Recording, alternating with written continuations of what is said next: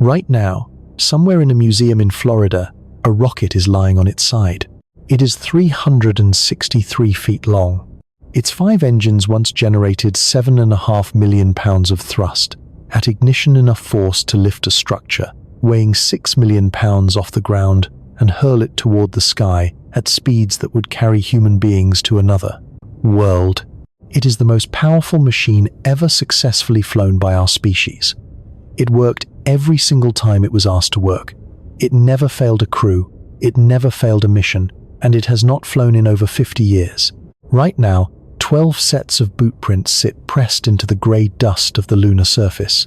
They have been there since December 1972. The moon has no wind, no rain, no erosion of any kind. Those prints are as sharp today as the moment they were made.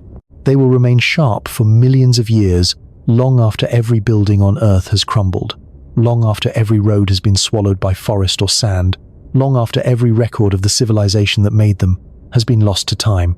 12 people walked on another world, and then 53 years ago the last of them climbed back into his capsule, sealed the hatch and left. No human being has set foot on the lunar surface since. The common explanation, the one repeated at dinner tables and typed into comment sections with quiet confidence, is that we simply lost interest. The moon was conquered, the mission was accomplished. Humanity moved on to other priorities, and the moon, having served its purpose, was set aside like a finished book. We will return when we decide the moment is right.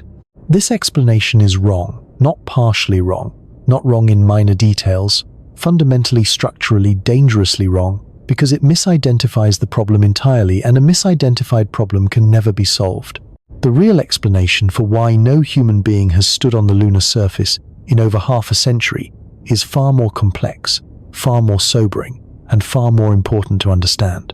Because embedded within that explanation is something that reveals everything about how human civilization actually functions when it attempts to do the hardest things. It reveals the gap between what we are capable of in moments of crisis and what we are capable of sustaining across the long, ordinary years when no crisis is present to concentrate our will. If you find yourself drawn to questions that go beneath the surface, questions about what space exploration actually costs, what it actually requires, and what our failures and near misses tell us about the kind of species we are, do me a small favor and hit that like button and subscribe. It genuinely helps this channel reach people who care about these things, and I am grateful for every one of you who does. Get yourself comfortable. This is a long story. It deserves to be told carefully. Let's begin. There is a sentence that has done more damage to public understanding of space exploration than almost any other. 6 words spoken with casual certainty at dinner tables and typed with absolute confidence into comment sections, repeated so many thousands of times across so many decades that it has calcified into something resembling historical fact. We have already been to the moon. Say it slowly. Listen to what it implies. Already. Past tense. Completed. Checked off the list. The sentence treats the moon the way you might treat a city you visited years ago, been there. You know, the streets could return any time you chose. The underlying assumption is that visiting a place once under any conditions means visiting it again should be comparatively straightforward. We cracked the code. We solved the engineering puzzle. We demonstrated the capability. Surely the hard part is behind us. This assumption is the source of nearly every misunderstanding that surrounds the question of lunar return. It treats Apollo as a permanent capability, a technology developed, validated, and placed neatly on a shelf, waiting to be retrieved whenever political will reasserts itself, like a recipe perfected decades ago that simply needs to be followed again. The truth is almost precisely the opposite, and understanding why requires setting aside the mythology entirely. Strip away the slow-motion footage of rocket launches, set aside the swelling orchestral scores and the inspirational speeches and the grainy photographs of boot prints in grey dust. Look at Apollo not as a triumph of human aspiration, though it was that, but as a product of specific historical conditions. Conditions so unusual, so unlikely to recur that they may represent a unique moment in the history of civilization, rather than a template for future achievement. When you look at Apollo that way, the picture changes completely. Apollo was not a sustainable exploration program. It was a sprint, a magnificent, meticulously engineered, breathtakingly expensive sprint executed under conditions so extraordinary that they have no precedent and no subsequent parallel. The program was not designed to open the moon for long-term human use. It was not designed to establish infrastructure or test technologies for permanent habitation or demonstrate the economic case for resource extraction. It was designed to accomplish one specific objective within the narrowest possible window of time, at very nearly any cost, to land American astronauts on the lunar surface and bring them home alive before the Soviet Union could do the same.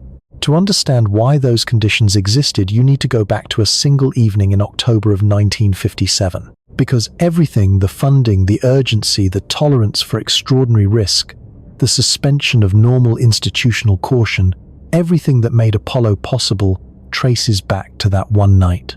On October 4th, 1957, the Soviet Union placed a small aluminum sphere into orbit around the Earth.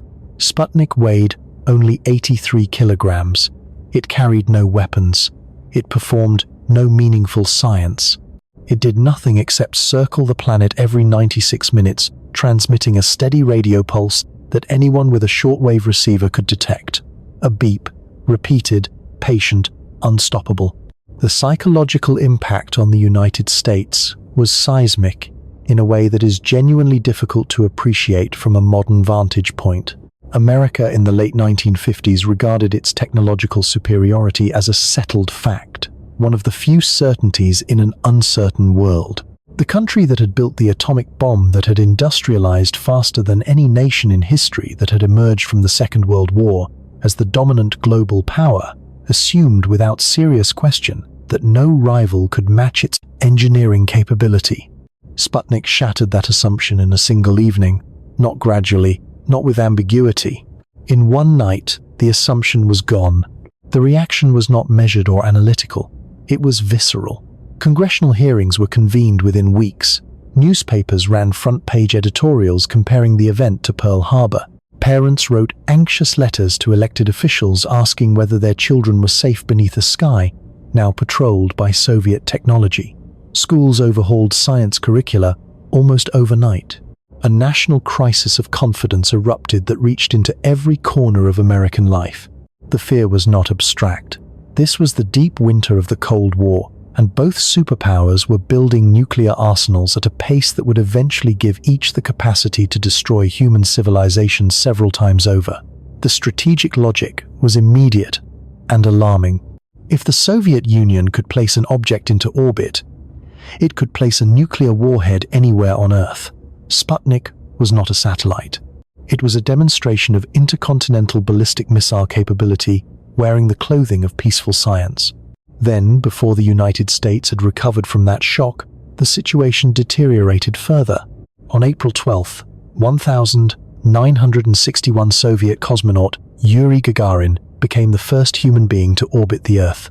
He completed one full orbit in 108 minutes and returned safely. The United States, which had not yet achieved orbital spaceflight of any kind, watched from the ground.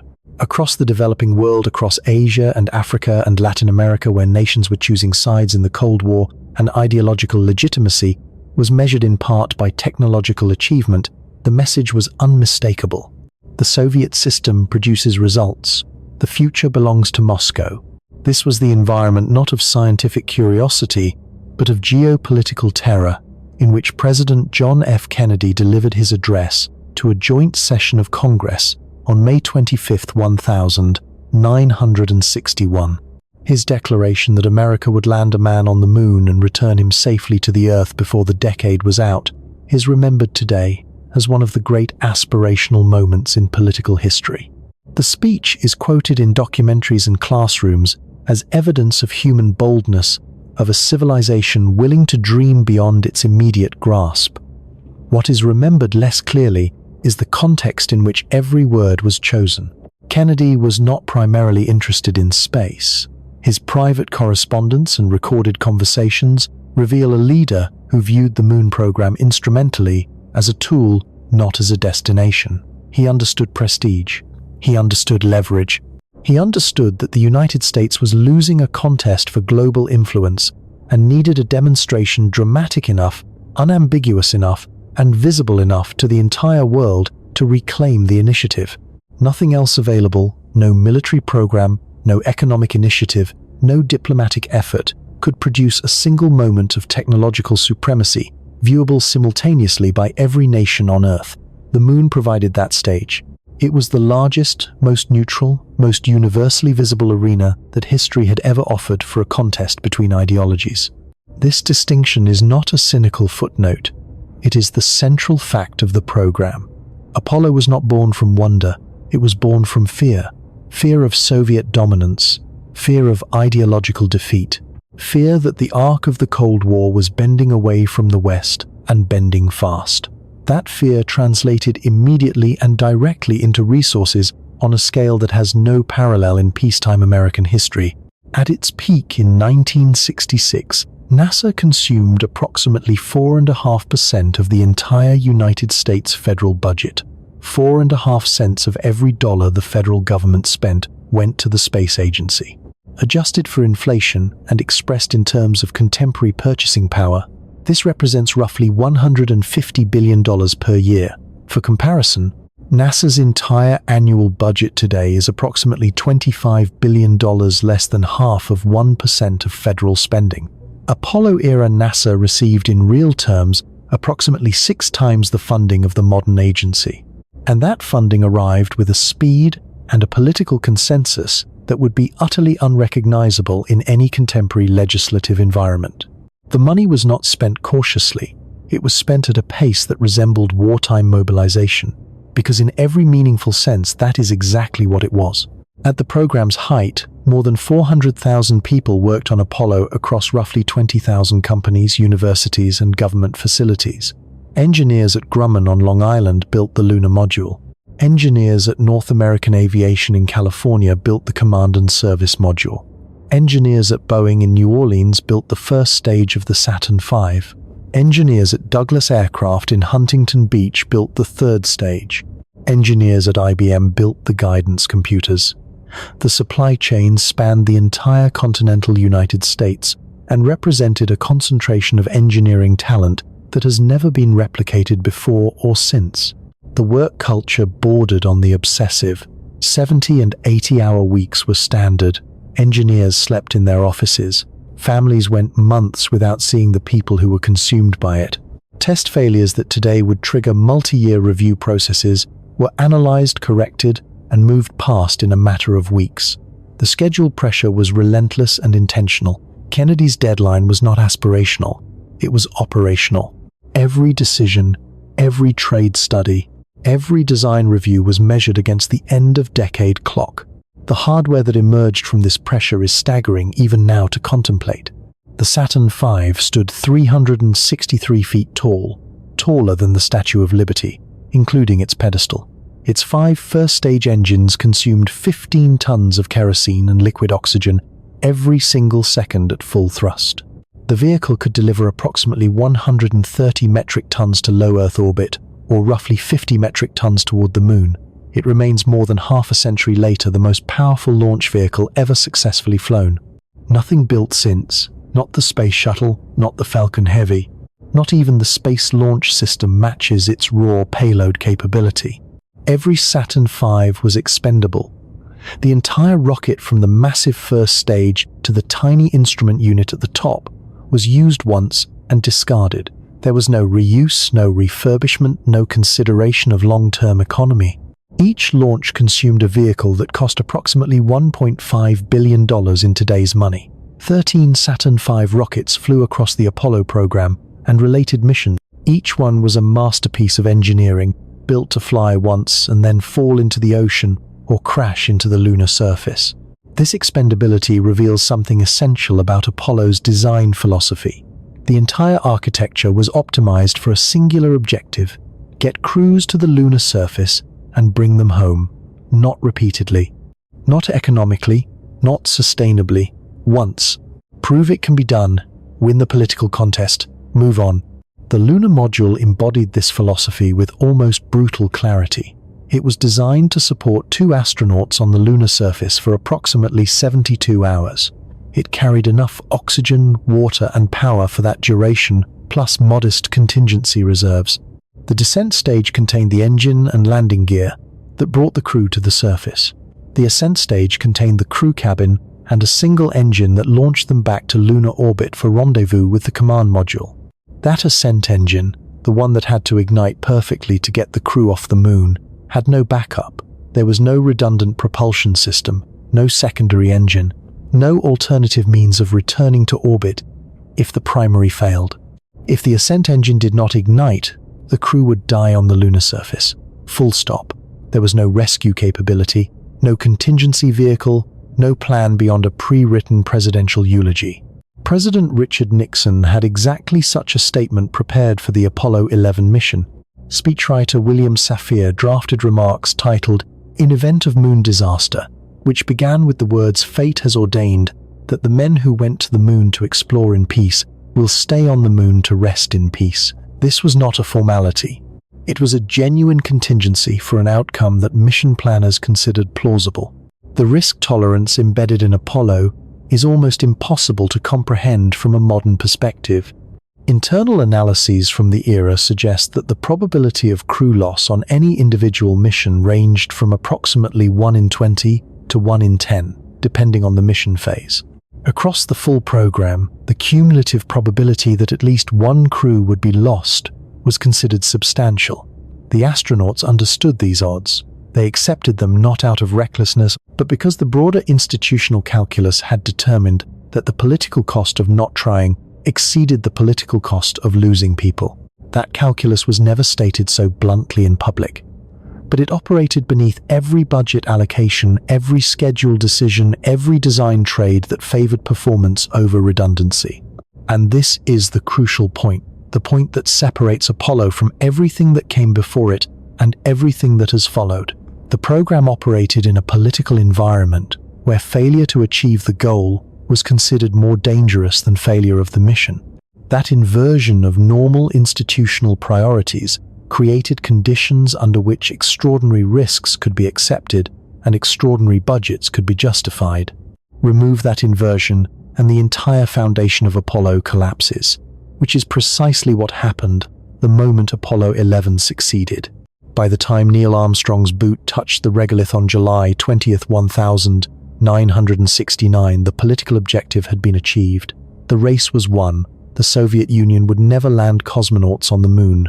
American technological supremacy had been demonstrated on the largest possible stage, and with the political objective, accomplished the political will to continue evaporated almost immediately, not gradually, not reluctantly, but with a speed that should disturb anyone who has ever been tempted to believe that Apollo represented the beginning of an era.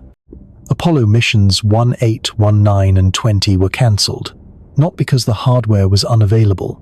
Saturn V rockets and lunar modules were already in various stages of production. They were cancelled because Congress refused to continue funding missions whose political purpose had been served.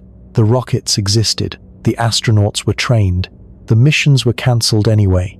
This is perhaps the single most telling detail in the entire Apollo story. The United States possessed the physical capability to continue flying to the moon and chose not to. The decision was not technical. It was not scientific. It was political. The moon had served its purpose as a stage for Cold War competition, and there was no domestic constituency powerful enough to sustain a program whose original rationale had been fulfilled. The extraordinary thing is not that we stopped going to the moon. The extraordinary thing is that we went at all. Apollo was an anomaly, a spike in capability driven by a unique convergence of geopolitical crisis, budgetary freedom, cultural mobilization, and institutional risk tolerance that has no precedent in peacetime history. The half-century absence of humans from the lunar surface is not a failure. It is a return to baseline, to normal conditions, in which no democratic government has the political incentive to spend the required resources on an objective with no immediate strategic payoff. The 12 astronauts who walked on the moon did not open a road. They crossed a bridge built of political urgency and wartime budgets. and that bridge was dismantled behind them the moment the last of them stepped off the lunar surface.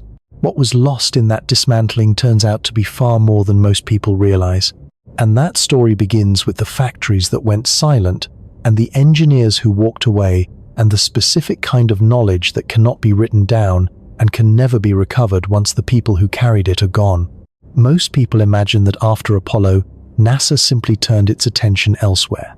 The shuttle program took priority. Low Earth orbit became the new frontier. The moon was placed on pause, not abandoned, just deferred.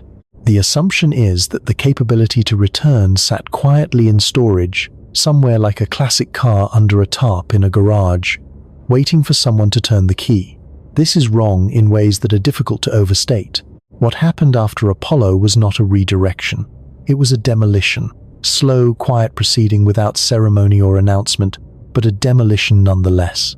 And understanding its full extent requires beginning with the most tangible loss, the one that is easiest to see and yet whose true implications are almost always missed. Begin with the Saturn V. The Saturn V was not mothballed after Apollo. It was not preserved as an operational system maintained by skeleton crews in hangars, somewhere ready for reactivation when the political winds shifted. The production lines were shut down. The specialized tooling, the jigs, the welding fixtures, the calibration rigs, the custom-forming dies that shaped massive aluminum-copper alloy panels into the precise curvatures of fuel tank walls was disassembled. In many cases, it was scrapped outright, sold for whatever the metal was worth, or simply abandoned and left to rust in facilities that were being repurposed for other programs. The factories that manufactured the F1 engines, each one a masterwork of precision engineering that channeled liquid oxygen and kerosene through thousands of individual injector orifices to produce 1.5 million pounds of thrust, were retooled for entirely different purposes or shuttered altogether. The contractors who built the Saturn V's major components received no continuation orders. North American Rockwell, which built the S2 second stage, moved on to other defense contracts. Douglas Aircraft, which built the SIVB third stage, was absorbed into McDonnell Douglas and eventually Boeing, the Michoud assembly facility in New Orleans, where the enormous first stage tanks were welded together in a building so large it generates its own internal weather patterns, was repurposed for Space Shuttle external tank. Production. The infrastructure physically existed, but its purpose, its configuration, its workforce, and its institutional identity had been completely transformed. 3 unused Saturn V rockets survived. One lies on its side at the Kennedy Space Center in Florida. Another is displayed horizontally at the Johnson Space Center in Houston. A third stands at the U.S. Space and Rocket Center in Huntsville, Alabama. They are magnificent. Standing near one of them, close enough to read the stenciled markings on the fuel lines, close enough to see the individual welds on the first stage fuel tank, produces a specific kind of vertigo. You are looking at the most powerful machine our species ever built, and it is a museum exhibit. Artifacts. That is precisely the right word. They are organs removed from a body that no longer exists. You cannot fuel a museum exhibit. You cannot launch a display piece.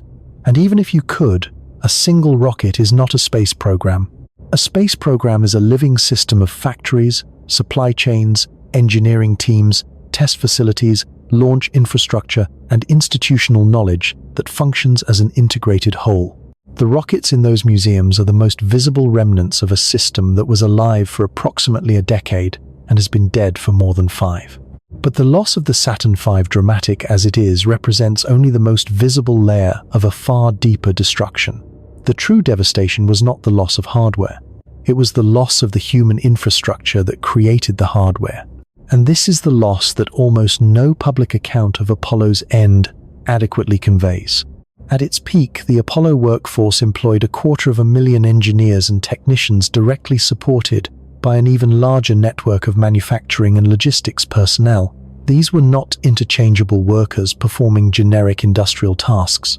They were specialists in the most precise sense of the word, welders who understood the specific metallurgical behavior of the aluminum-copper alloys used in cryogenic fuel tanks at temperatures of -250 degrees Fahrenheit, who knew, from years of repetition, exactly how the material responded to heat input, how it warped during multi-pass seam welds, and how to compensate with subtle adjustments of torch, angle, and travel speed that no written procedure could fully capture.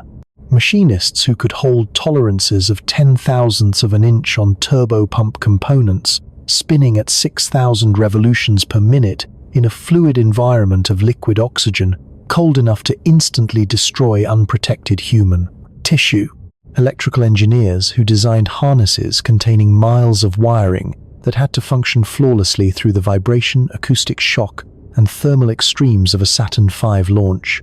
Systems engineers who understood how 10,000 subsystems from 200 different suppliers integrated into a single vehicle that had to work perfectly the first time, every time, with human lives at stake. When Apollo ended, these people did not enter cryogenic suspension waiting to be revived for the next program. They moved on. The welders took jobs in shipyards and petrochemical plants. The machinists went to automotive and defense manufacturing. The electrical engineers joined the nascent computer industry, where their precision and systems thinking made them immediately valuable. The systems engineers scattered across a dozen sectors. Within 5 years of the final lunar mission, the workforce that had made Apollo possible was dispersed across the American economy, its collective expertise diluted beyond any practical hope of recovery. Some of this expertise was documented. Blueprints existed. Technical reports filled warehouses. Test data was archived on magnetic tape and microfilm. But anyone who has ever tried to build something genuinely complex from documentation alone understands the gap between what drawings show and what experienced hands know. A blueprint can specify the geometry of a weld joint, the filler material, the current and voltage settings, the shielding gas composition, the required inspection criteria. What a blueprint cannot capture is the subtle technique an experienced welder uses to compensate for the way a particular alloy warps under thermal stress during a multi-pass cryogenic tank seam. That adjustment, a slight change in torch angle at a specific point in the weld progression, a particular travel speed learned through years of repetition, a feel for when the molten puddle is behaving correctly and when it is about to produce a defect, exists as tacit knowledge. It lives in muscle memory and professional intuition. It is transmitted not through documents but through apprenticeship, through standing next to someone who has done it successfully 10,000 times and absorbing what cannot be written down. When the Apollo workforce dispersed, those chains of transmission broke. The masters left and took their mastery with them. The apprentices who might have carried the knowledge forward were never trained because there was no program to train them for. NASA discovered the true depth of this loss decades later. The discovery was jarring. In the 1990s, when engineers at the Marshall Space Flight Center in Huntsville attempted to reference Saturn V documentation for use in new rocket development efforts, they found an archive that was far less useful than anyone had assumed. Blueprints were incomplete. Manufacturing specifications referenced procedures identified only by internal codes that no living engineer could decipher. Assembly instructions contained notes like "per standard shop practice," a phrase perfectly clear to the technicians of 1966 and perfectly opaque to anyone reading it 30 years later. The standard shop practice was gone. It had walked out the door with the people who practiced it. Some accounts describe this situation using the phrase "we lost the technology." That formulation, while emotionally resonant and widely repeated, is slightly imprecise in a way that matters. The underlying physics did not change. Newton's laws still govern rocket propulsion. The thermodynamic principles of combustion chamber design remain understood. The fundamental engineering knowledge that enables rocket construction has not been forgotten. What was lost was something more specific, and in practical terms, more devastating. The industrial capability to produce the specific hardware. The supply chains that delivered exotic alloys in the required grades and quantities. The manufacturing processes refined through years of trial and error. The quality control procedures calibrated to the unique demands of human-rated spaceflight hardware. The integration expertise that allowed tens of thousands of components from hundreds of different sources to come together into a functioning vehicle. The institutional reflexes, knowing which problems were serious and which were manageable, knowing when to stop testing and start building, knowing how to make the 1,000 small decisions per day that a complex development program could demand. Consider one specific example because the abstraction becomes real only through particulars. The F1 engine's injector plate, the component that precisely controlled how propellants entered the combustion chamber, contained roughly 2,600 individual fuel and oxidizer orifices. Each one was precision drilled and positioned to create a specific spray pattern that ensured stable combustion at chamber pressures approaching 1,000 pounds per square inch. Combustion instability in a rocket engine is not a minor problem. It manifests as oscillating pressure waves inside the chamber that can destroy the engine in milliseconds, a fact that the Saturn V program discovered catastrophically during early F1 development before the problem was solved. Through years of testing and redesign, the injector plate's geometry was the result of that hard-won understanding encoded into hardware. When engineers at NASA revisited F1 documentation decades later as part of studies into next-generation engine development, they found that recreating the injector plate using modern manufacturing techniques was straightforward in principle but surprisingly difficult in practice. The old specifications assumed manufacturing methods that no longer existed as operational processes. Modern computer-controlled machining could achieve the required dimensional tolerances, but the process parameters had to be developed from scratch.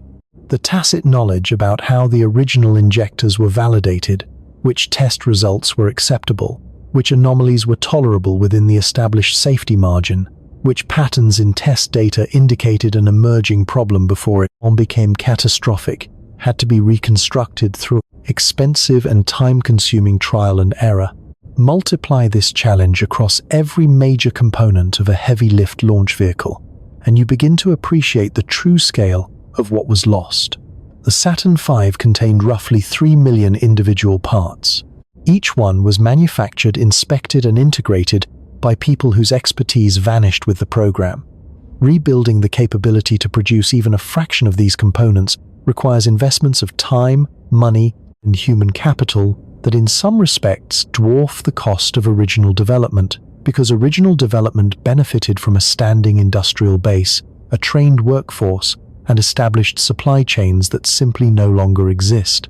The budget trajectory that followed Apollo's cancellation ensured that this rebuilding would not occur. After the peak of the Apollo funding era, NASA's budget entered a decline that has never been reversed in any meaningful sense. By 1975, it had fallen to roughly 1% of federal spending. It has remained in the range of 0.5% to 1%, ever since, fluctuating with political cycles, but never approaching anything resembling Apollo-era investment. This funding level is not trivial in absolute terms. Billions of dollars annually still represent a significant scientific enterprise, but it is fundamentally insufficient to simultaneously maintain existing programs, but operate the shuttle and later the space station and develop new deep space capabilities. NASA was forced for 50 consecutive years to make choices that Apollo-era leadership never confronted: choices about which priorities to fund and which to defer, which technologies to develop and which to abandon, which missions to fly and which to leave on paper. The space shuttle absorbed the consequences of this constrained budget more completely than any other program, and in doing so it consumed the resources that might otherwise have sustained or rebuilt deep space capability. The shuttle was sold to Congress and the American public in the early 1970s as a revolution in space transportation.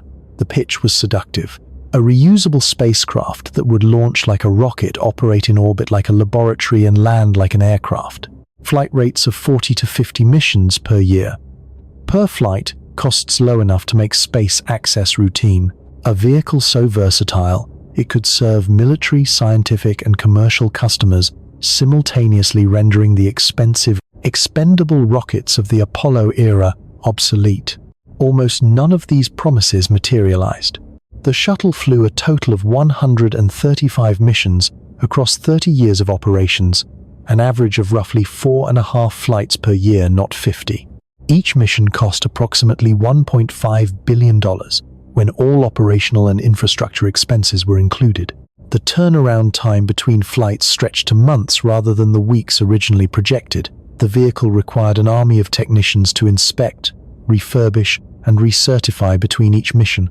Reusability, which was supposed to drive costs down, actually drove them up because of the extraordinary maintenance burden required to keep a vehicle flying safely after repeated exposure to the thermal and mechanical stresses of launch and re-entry.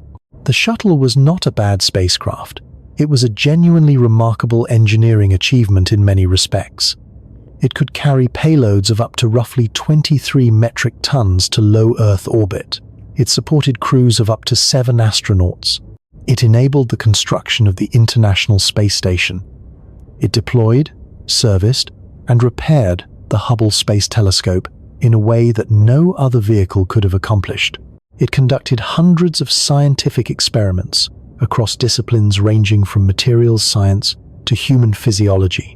But the shuttle had a ceiling, and that ceiling was low. Maximum operational altitude was approximately 600 kilometers. The moon is 384,000 kilometers away. The shuttle could no more reach the moon than a harbor ferry could cross the Atlantic. Yet for 30 consecutive years, this orbital vehicle consumed the overwhelming majority of NASA's human spaceflight budget. Its workforce, its facilities, its engineering attention, its institutional focus, and its political capital. Every dollar spent on shuttle operations was a dollar not spent on developing the next generation of deep space transportation. Every engineer assigned to shuttle maintenance was an engineer not working on heavy-lift launch vehicles, lunar landers, or deep space habitats. Consider what those 3 decades of constrained budgets actually prevented. During the 1980s and 1990s, while shuttle operations consumed the lion's share of NASA's human spaceflight resources, an entire generation of deep space technologies went undeveloped. Lunar lander designs remained on paper. Closed-loop life support systems capable of sustaining crews for weeks or months beyond low Earth orbit received only modest laboratory research funding rather than the flight development investment needed to produce operational hardware. Advanced spacesuit designs capable of handling the abrasive lunar dust environment progressed through conceptual studies but never reached the prototype stage. In-situ resource utilization, the technology that could eventually allow astronauts to extract water, ice, and produce propellant from lunar regolith, existed only as a theoretical framework discussed at academic conferences. Deep space habitation modules, radiation-hardened power systems, autonomous surface rovers capable of operating through the lunar thermal cycle. Each of these represented a technology requiring a decade or more of dedicated development to bring to flight readiness. Each received intermittent study funding that produced reports and recommendations but no flight hardware. No systems that could be bolted to a vehicle launched and tested in the actual environment they were designed for. The shuttle did not merely prevent NASA from flying to the moon. It prevented NASA from developing the technologies that would have made a future lunar program faster, cheaper, and more technically mature when the political moment finally arrived. Every year that passed without sustained investment in these capabilities was a year added to the eventual timeline for returning to the lunar surface. The opportunity cost was staggering. Across 30 years of shuttle operations, NASA spent approximately $200 billion in inflation-adjusted terms on the program. That sum is comparable to the entire cost of the Apollo program. Except Apollo produced a capability to reach the moon. The shuttle produced a capability to reach an altitude 1,000th of the way there. The International Space Station extended and deepened this pattern. Station construction began with the first module launch in 1998 and consumed enormous resources over the following decade. The station is a genuine marvel of international engineering cooperation. It has provided an unbroken platform for scientific research in orbit for over 2 decades and generated invaluable data on the effects of long-duration microgravity on the human body, data that will be essential for any future deep space mission. But like the shuttle that built it, the station exists in low Earth orbit, and like the shuttle, it absorbed budget and engineering capacity and institutional attention that might otherwise have been directed toward deep space capability. For roughly 2 decades, NASA's human spaceflight program was defined almost entirely by 2 objectives: Operating the shuttle and building and maintaining the station, both were worthy endeavors. Neither moved humanity 1 kilometer closer to the moon. The combined effect of shuttle and station dominance was a half-century gap in deep space human exploration capability. When the last Apollo crew departed the lunar surface in December 1972, the United States possessed operational hardware capable of delivering humans to the moon. By the time the shuttle retired in July 2011, that capability had been absent for nearly 4 decades, and the industrial base required to recreate it had been so completely transformed that rebuilding it would require not a few years of renewed effort, but something closer to starting from scratch in an industrial environment that bore a little resemblance to the one that had made the original possible. Several attempts were made to break this cycle. Understanding why they failed reveals something essential about the structural nature of the problem, something that will matter deeply when we eventually reach the question of whether Artemis can succeed where its predecessors could not. In 1989, on the 20th anniversary of the Apollo 11 landing, President George H.W. Bush stood on the steps of the National Air and Space Museum and announced the Space Exploration Initiative, a call for a permanent return to the moon and eventual human missions to Mars.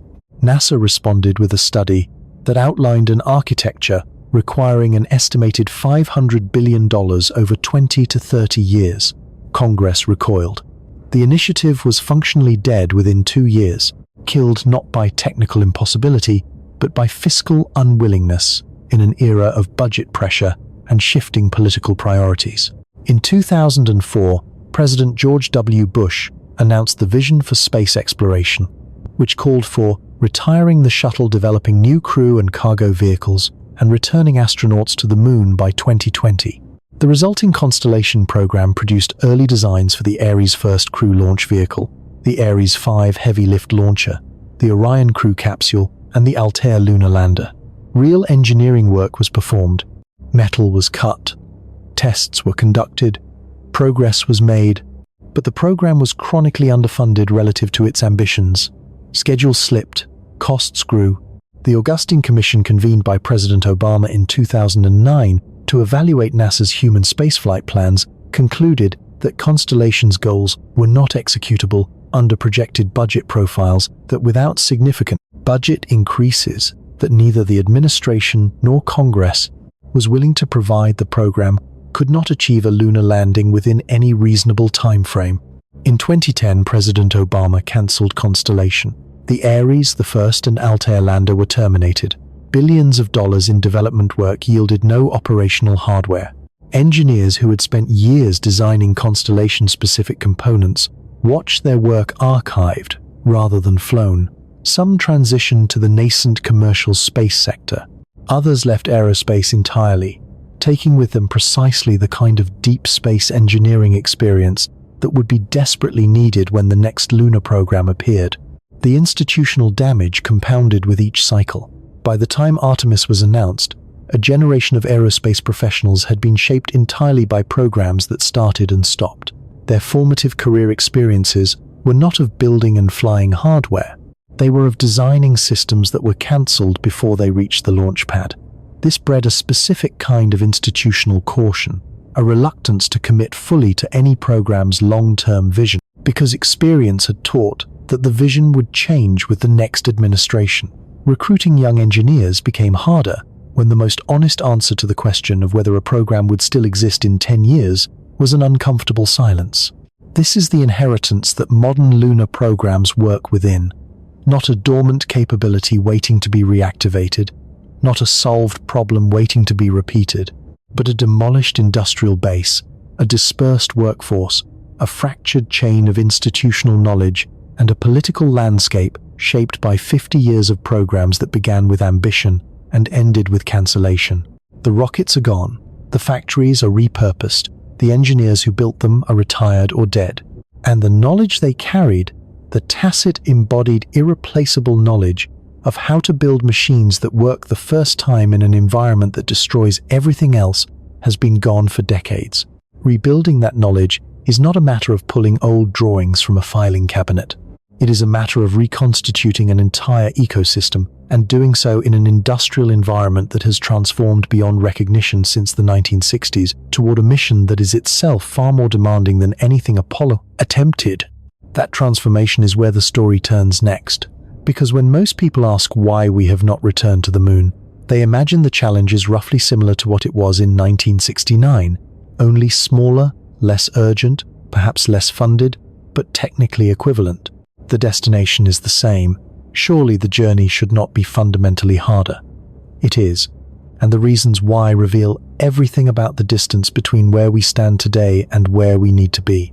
There is a deeply intuitive assumption that shapes how most people think about technological progress. It goes something like this.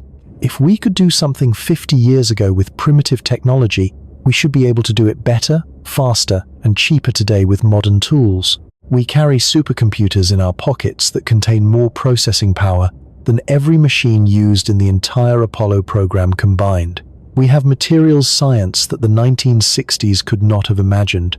We have manufacturing precision, computational modeling, simulation capability, and communication bandwidth that would have seemed like science fiction to the engineers who designed the Saturn V. Surely with all of this, landing on the moon should be easier now than it was then. This reasoning feels airtight. It is also completely wrong. Not because the technological advantages are illusory, they are real and they matter enormously, but because they are being applied to a fundamentally different problem. The mission that Apollo was designed to accomplish, and the mission that modern lunar programs must accomplish, share a destination. They share almost nothing else. Understanding this distinction is essential to understanding why returning to the moon has taken so long, and why the engineering challenge is in many critical respects harder today than it was in 1969. The difficulty does not come from the moon itself. The moon has not changed. The difficulty comes from us, from what we now require of any mission that carries human beings beyond low Earth orbit. Start with the most basic architectural difference, because it governs everything that follows.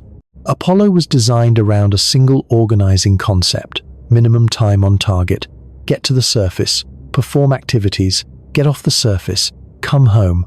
The entire mission profile was engineered to minimize the duration of exposure to every hazard the lunar environment presents. Crews spent between 21 hours and 75 hours on the lunar surface across the 6 successful landing missions. The longest surface stay, Apollo 17, the final mission, lasted just over 3 days. Transit time from Earth to lunar orbit was approximately 3 days each way. Total mission duration from launch to splashdown ranged from 8 to 12 days. Every system aboard the spacecraft was sized for that timeline and not a minute longer. Oxygen supplies, water reserves, food stores, carbon dioxide, scrubbing capacity, battery power, thermal management, each was calculated against the expected mission duration, plus a modest contingency margin. There was no excess. There was no provision for extending the stay if something scientifically compelling was discovered on day 2. There was no capability to wait out an emergency that lasted longer than the built-in reserves could sustain. This was not poor planning, it was ruthless optimization. Every kilogram of additional consumables meant a kilogram less of something else. Scientific instruments, fuel reserves, structural margin. The lunar module was so mass-constrained that its pressure vessel walls measured barely 1/3 of a millimeter thick in some sections. Thin enough that an engineer pressing too hard with a tool during assembly could risk puncturing the structure that separated 2 astronauts from hard vacuum. The vehicle was engineered to the razor edge of what was physically necessary because every gram counted, and the mission was designed to need as few grams as possible. Modern lunar programs cannot operate this way. The objectives have changed completely. Artemis and its international counterparts are not designed to plant flags and collect samples during brief visits. They are designed to establish sustained human presence missions lasting weeks initially, then months, then eventually permanent habitation with rotating crews. The architectural requirements for this kind of presence are categorically different from what Apollo demanded, and the differences compound across every system and subsystem in ways that most people never consider. Consider life support, because it illustrates the scaling problem with particular clarity. Apollo used what engineers call open-loop life support systems. Oxygen was stored in high-pressure tanks, and released into the cabin as needed.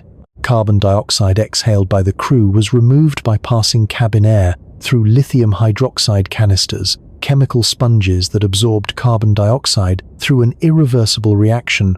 Once a canister was saturated, it was discarded and replaced with a fresh one. Water was generated as a byproduct of the hydrogen-oxygen fuel cells that produced electricity. Food was carried in pre-packaged form. Waste was collected and stored. This approach works elegantly for short missions. The consumable mass scales predictably with crew size and duration. 2 astronauts for 3 days requires a specific quantity of oxygen, lithium hydroxide canisters, water, and food. The numbers are manageable. The systems are simple. Failure modes are well understood. Now extend that same open-loop approach to a mission lasting 28 days with a crew of 4. Oxygen requirements increase roughly 19-fold. Lithium hydroxide canister requirements increase by the same factor. Water consumption, not just for drinking but for food preparation, equipment, cooling, and basic hygiene, scales proportionally. Food mass increases. Waste storage volume increases. The total consumable mass for a 4-week surface mission using Apollo-style open-loop life support would exceed the entire payload capacity of the lunar module by a significant margin. You cannot carry enough supplies to sustain a crew for a month using systems designed for a 3-day camping trip. The solution is partially or fully closed-loop life support systems that recycle air and water rather than consuming and discarding them. The International Space Station has operated such systems for over 2 decades, and they work. The station's water recovery system processes humidity, condensate, and urine into potable water, with recent upgrades pushing recovery efficiency to approximately 98%. The oxygen generation system electrolyzes water to produce breathable oxygen. The carbon dioxide removal assembly uses regenerable molecular sieve beds that can be cycled thousands of times rather than disposable canisters. These systems dramatically reduce the consumable mass that must be launched from Earth. Instead of carrying all the water a crew will need for an entire mission, you carry a modest initial supply and recycle it continuously. Instead of packing hundreds of lithium hydroxide canisters, you install a regenerable system that processes carbon dioxide indefinitely with only periodic maintenance. But closed-loop life support introduces complexity that open-loop systems avoid entirely. The water recovery system on the International Space Station is a sophisticated piece of chemical engineering involving distillation, filtration, catalytic oxidation, and ion exchange processes. It requires regular maintenance, replacement of filters and catalytic beds, and monitoring by trained crew members. It has experienced failures, pumps, seizing contamination events, sensor malfunctions that required troubleshooting and repair on orbit. These failures are manageable on the station because resupply vehicles can deliver spare parts within weeks, and the crew can survive on stored reserves while repairs are made. On the lunar surface, the calculus changes entirely. Resupply from Earth requires a dedicated launch, a 3-day transit, and a powered landing, a process measured in weeks to months, at best not days. Spare parts must either be carried in advance, adding mass to an already constrained manifest, or manufactured on-site, using capabilities that do not yet exist. A life support failure that would be a manageable inconvenience on the station becomes a potential mission emergency on the Moon. This reality drives requirements for redundancy backup systems, spare components, alternative operating modes that add further mass complexity and cost to an already demanding architecture. Adapting station-derived life support technology for the lunar environment introduces additional challenges with no analog in low Earth orbit. Lunar gravity is roughly 1/6 of Earth's. Fluid systems that rely on gravity-driven separation, which includes many water recovery processes, must be redesigned for reduced gravity conditions. Pumps, separators, and fluid routing that function naturally in Earth gravity or in microgravity through surface tension effects must be reconsidered entirely for an environment that is neither. Lunar dust, which infiltrates virtually every system it contacts, poses contamination risks to filters, seals, and fluid handling components that station engineers never faced. And then there is the thermal environment. The Moon rotates once every 29.5 Earth days. This means approximately 14 days of continuous sunlight, followed by 14 days of continuous darkness at most locations. During the sunlit period, surface temperatures at equatorial latitudes reach approximately 120 degrees Celsius, hot enough to boil water.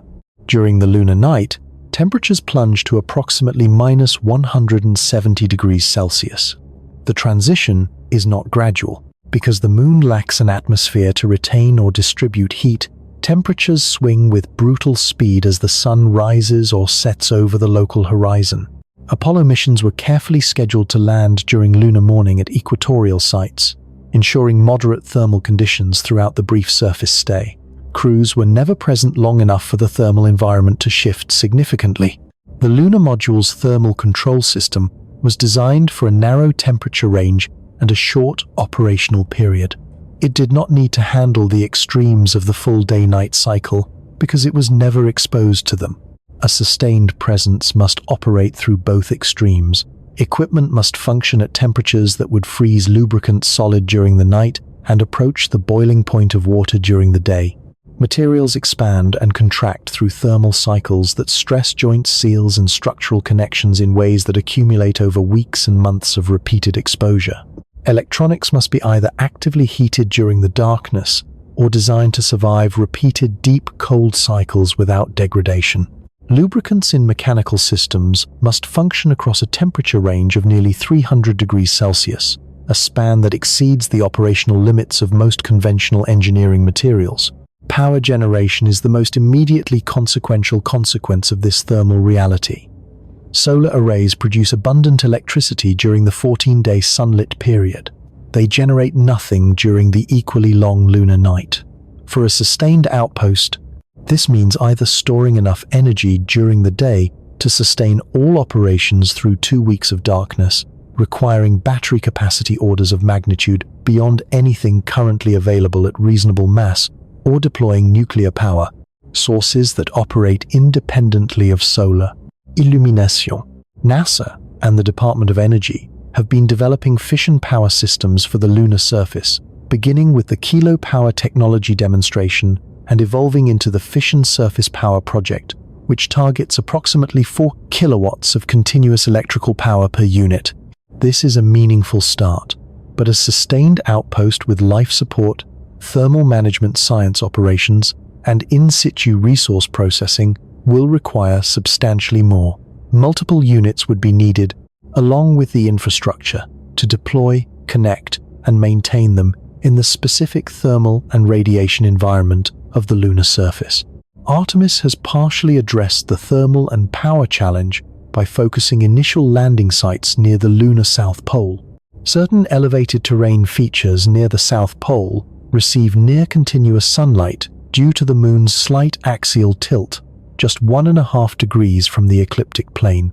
These so-called peaks of eternal light offer dramatically better power conditions than equatorial sites. Solar arrays positioned on these elevations can generate electricity for roughly 90% of the lunar year, with only brief shadow periods requiring battery bridging rather than the impossible storage demands of an equatorial night.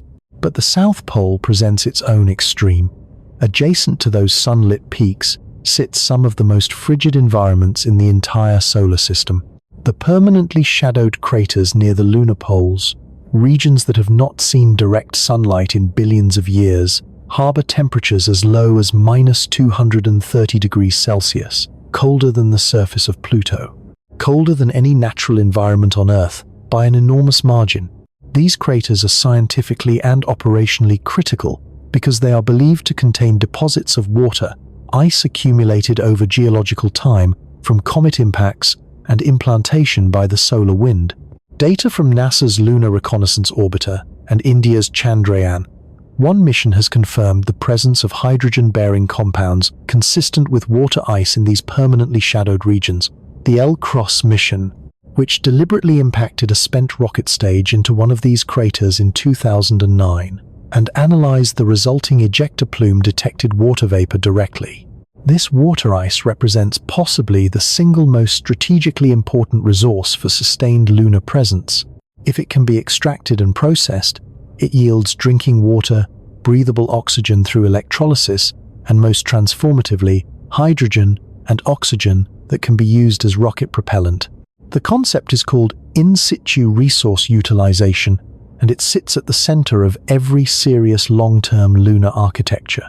The ability to produce propellant on the moon rather than launching it from Earth at enormous cost would fundamentally alter the economics of deep space exploration, turning the moon from a destination into a resupply depot, a way station that makes the entire solar system more accessible. But extracting water ice from permanently shadowed craters at -230 degrees Celsius requires an entirely new category of surface operations hardware. Mining equipment must function in permanent darkness, at temperatures that would shatter most conventional materials, temperatures at which the thermal expansion coefficients of metals and composites diverge in ways that destroy precision, fits, and cause seals to fail catastrophically. Excavated regolith containing ice must be transported to processing facilities where heat is applied to sublimate the ice, converting it directly from solid to vapor, which is then captured, purified, and either stored or further processed into hydrogen and oxygen through electrolysis. The processing plants require significant power. Storage systems must prevent processed water and gases from refreezing or escaping. Transportation systems must operate reliably across the boundary between sunlit areas and permanently shadowed regions, enduring temperature differentials of hundreds of degrees within distances of only a few kilometers. None of these problems are unsolvable. Engineers have proposed, and in some cases, prototype solutions for each of them. But each solution requires development, testing, qualification, and integration processes that consume years and billions of dollars before the technology is ready to trust with human lives. In an environment where failure means death and rescue is 3 days away at minimum. Then there is the radiation. The moon has no global magnetic field. It has essentially no atmosphere. Its surface is exposed without meaningful shielding to the full spectrum of space radiation, a hazard that Apollo managed through the simple expedient of not staying long enough for it to matter significantly.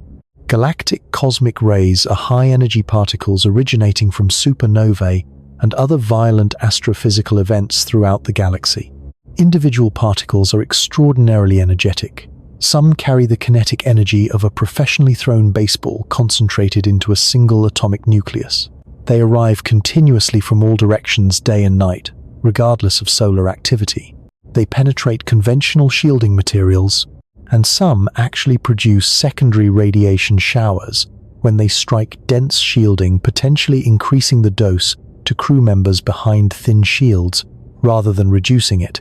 Effective protection against galactic cosmic rays requires substantial mass meters of regolith overhead or thick layers of hydrogen-rich materials like polyethylene or water.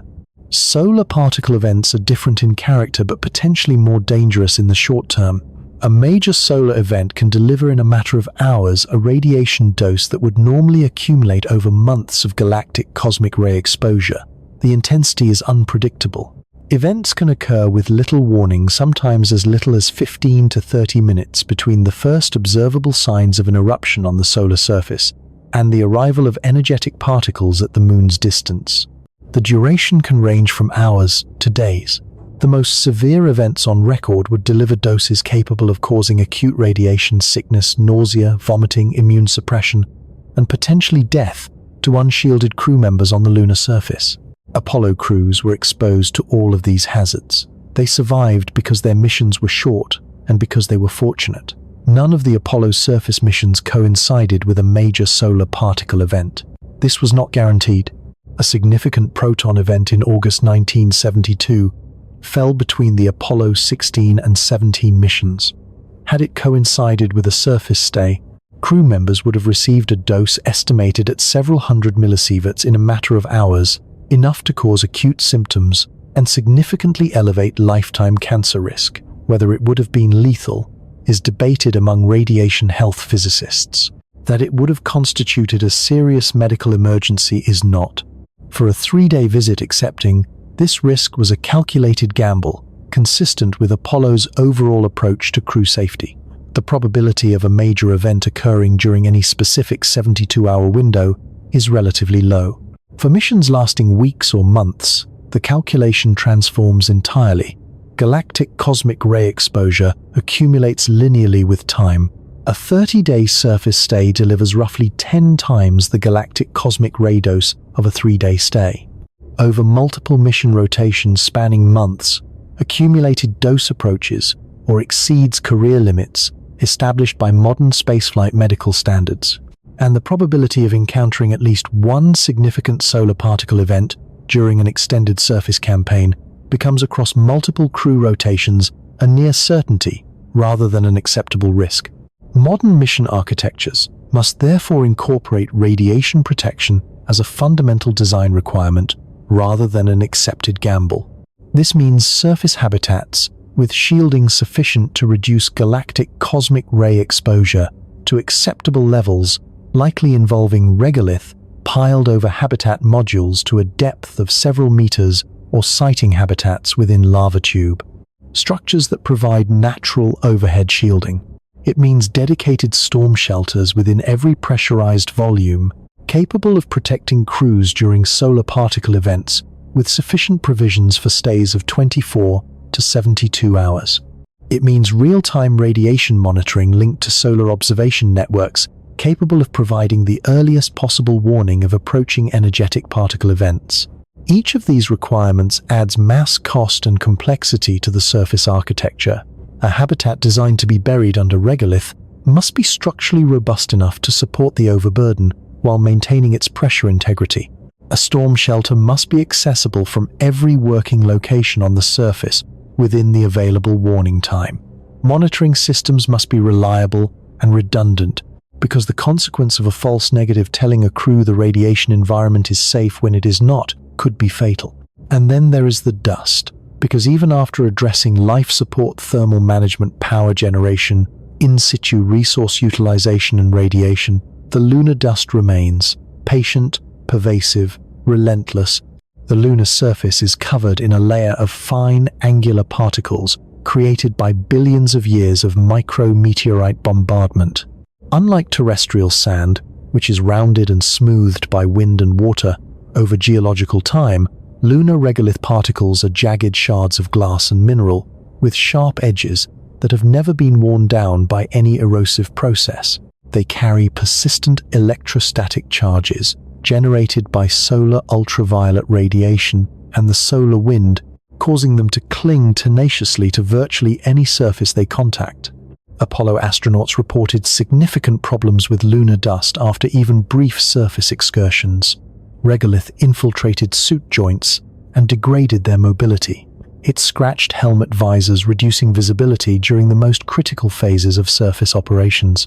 It coated optical instruments and thermal radiator surfaces, reducing the efficiency of systems that depended on precise thermal properties. When tracked into the lunar module cabin on suits and equipment, it irritated eyes and respiratory systems. Harrison Schmitt, the geologist astronaut on Apollo 17 and the only professional scientist to walk on the moon, reported symptoms resembling hay fever after exposure to cabin dust, congestion and irritation that persisted for hours. After returning to the pressurized environment for 3-day missions, these effects were tolerable inconveniences absorbed by extraordinarily capable people operating in extraordinary circumstances. For sustained operations lasting weeks or months, they become serious engineering and health concerns that must be systematically addressed. Abrasive regolith particles accelerate wear on mechanical seals, bearings, and moving components at rates that would compromise system reliability within weeks of continuous exposure. Dust accumulation on solar arrays reduces power generation efficiency by coating the photovoltaic cells with an insulating layer that blocks incoming light. Contamination of life support system filters and fluid handling components degrades performance and increases maintenance requirements on a schedule that must be planned for and resourced. Long-term inhalation of fine regolith particles, which contain a significant fraction of nanoscale silicate shards, poses respiratory health risks that some researchers have compared in mechanism, though not yet in documented severity. to those associated with occupational silicosis in miners and construction workers on Earth. Managing dust contamination for extended surface operations requires systems that Apollo did not carry and did not need.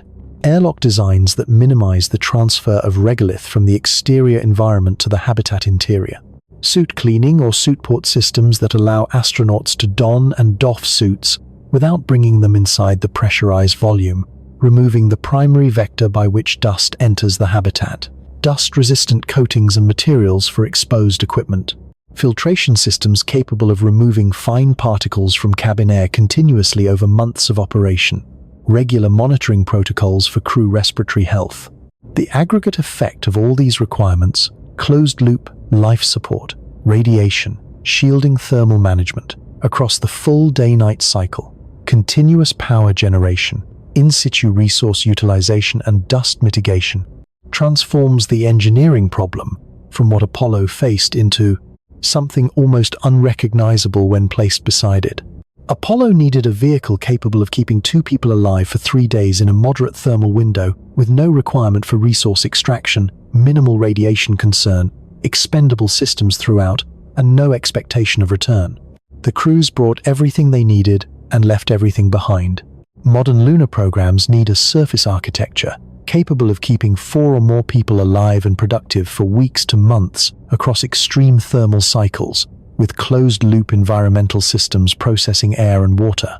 Continuously robust radiation protection across the full spectrum of space radiation, hazards, independent power generation through the 14-day lunar night.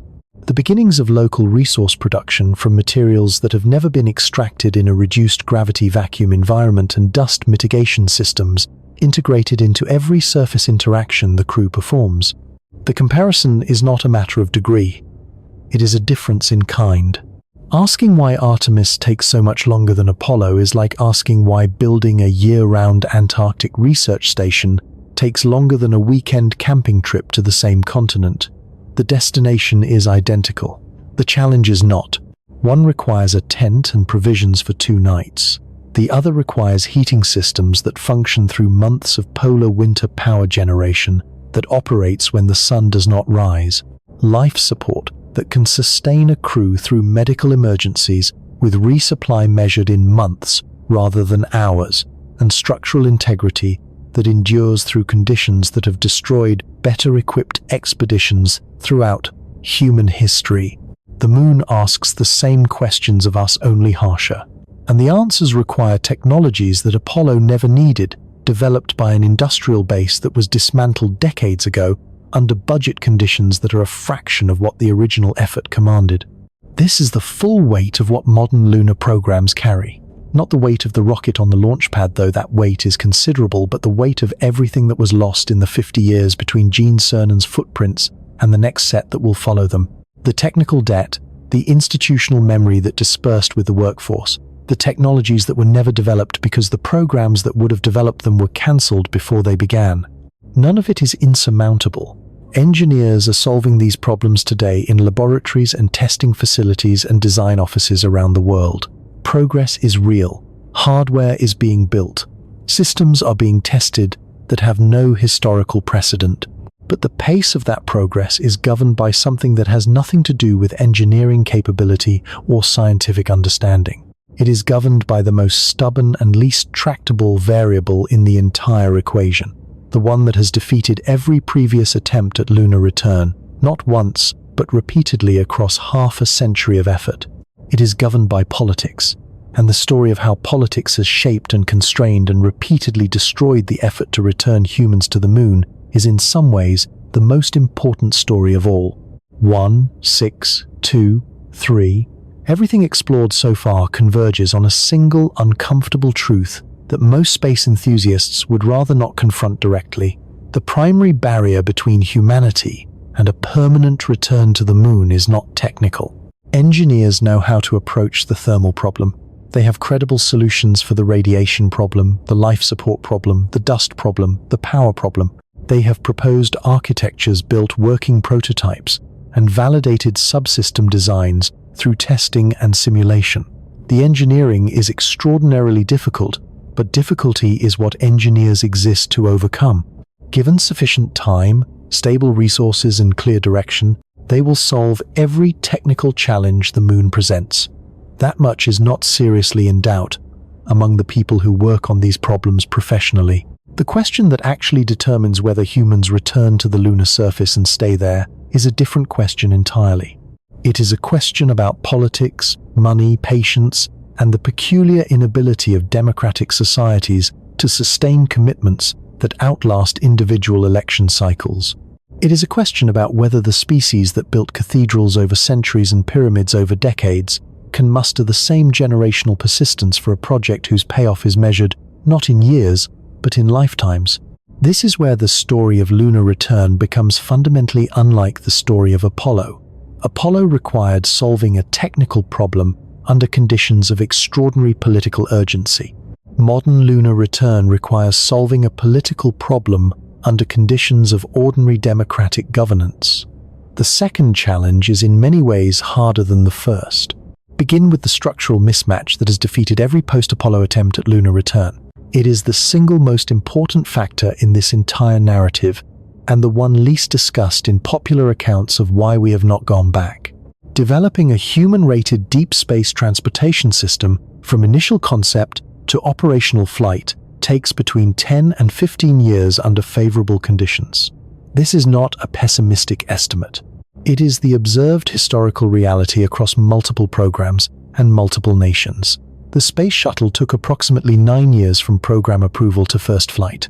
The International Space Station took over a decade from initial agreement to first module launch. The Space Launch System, building substantially on heritage hardware from the shuttle program, took over 12 years from formal authorization to first flight. The Orion crew capsule has been in active development for nearly 2 decades. These timelines are not the product of incompetence or bureaucratic waste, though both exist in varying degrees in any large organization. They reflect the genuine complexity of designing, building, testing, and certifying systems that must function with extreme reliability in environments that destroy most human-made objects within seconds of exposure. Human spaceflight hardware must survive launch vibration intense enough to shake apart conventional structures. It must operate in hard vacuum. It must manage thermal extremes spanning hundreds of degrees. It must protect crew members against radiation micrometeorites and the slow degradation of every seal bearing and fluid system over extended operational lifetimes. Certifying that hardware meets these requirements involves testing campaigns that cannot be meaningfully compressed without accepting risks that modern safety standards prohibit. There is no shortcut through the qualification process that does not transfer risk directly onto the crew. And in a world shaped by the Columbia and Challenger investigations, that transfer is politically and morally unacceptable. A realistic timeline for establishing sustained lunar surface capability, not a single landing but an operational outpost with habitats, power systems, surface transportation, and the beginnings of resource utilization, spans 20 to 30 years from program initiation to mature operations.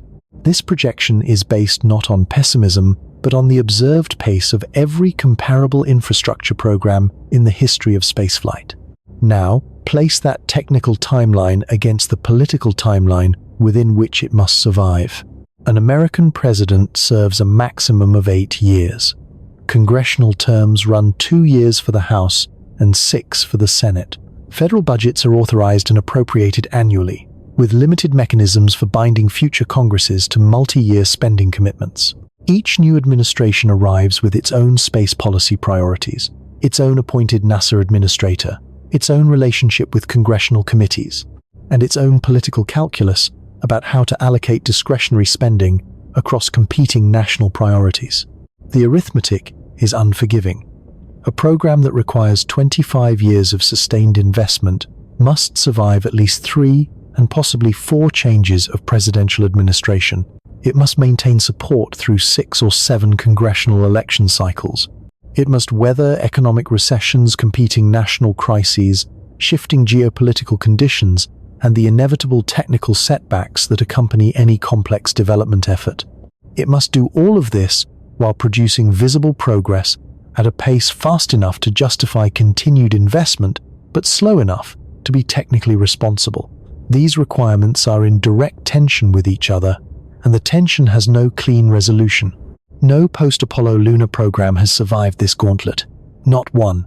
The Space Exploration Initiative of 1989 was dead within 2 years. The Constellation program of 2004 was cancelled after 6 years of active development. Even Artemis, which has survived one full presidential transition and currently enjoys a degree of bipartisan congressional support, has seen its timeline stretched, its architecture modified, and its budget pressured through successive annual appropriation cycles. The pattern is not a series of individual failures attributable to specific decisions by specific leaders. It is a structural characteristic of how democratic governance interacts with long-duration engineering programs. To understand why this interaction is so consistently destructive, it helps to trace one cancellation in detail, not as an indictment of any individual or administration, but as an illustration of how the structural forces operate. The Constellation program was formally authorized by the NASA Authorization Act of 2005, building on the vision for space exploration announced by President George W. Bush the previous year. The program's objectives were clear and ambitious. Retire the Space Shuttle by 2010, develop the Ares 1 crew launch vehicle to transport astronauts to low Earth orbit, develop the Ares V heavy lift cargo launcher to send hardware toward the Moon, complete development of the Orion crew capsule, develop the Altair lunar lander, return humans to the lunar surface by 2020. Real engineering work began almost immediately. The Marshall Space Flight Center in Huntsville took the lead on Ares 1 development. Teams at the Johnson Space Center drove Orion design. Contractors across the country competed for and received development contracts.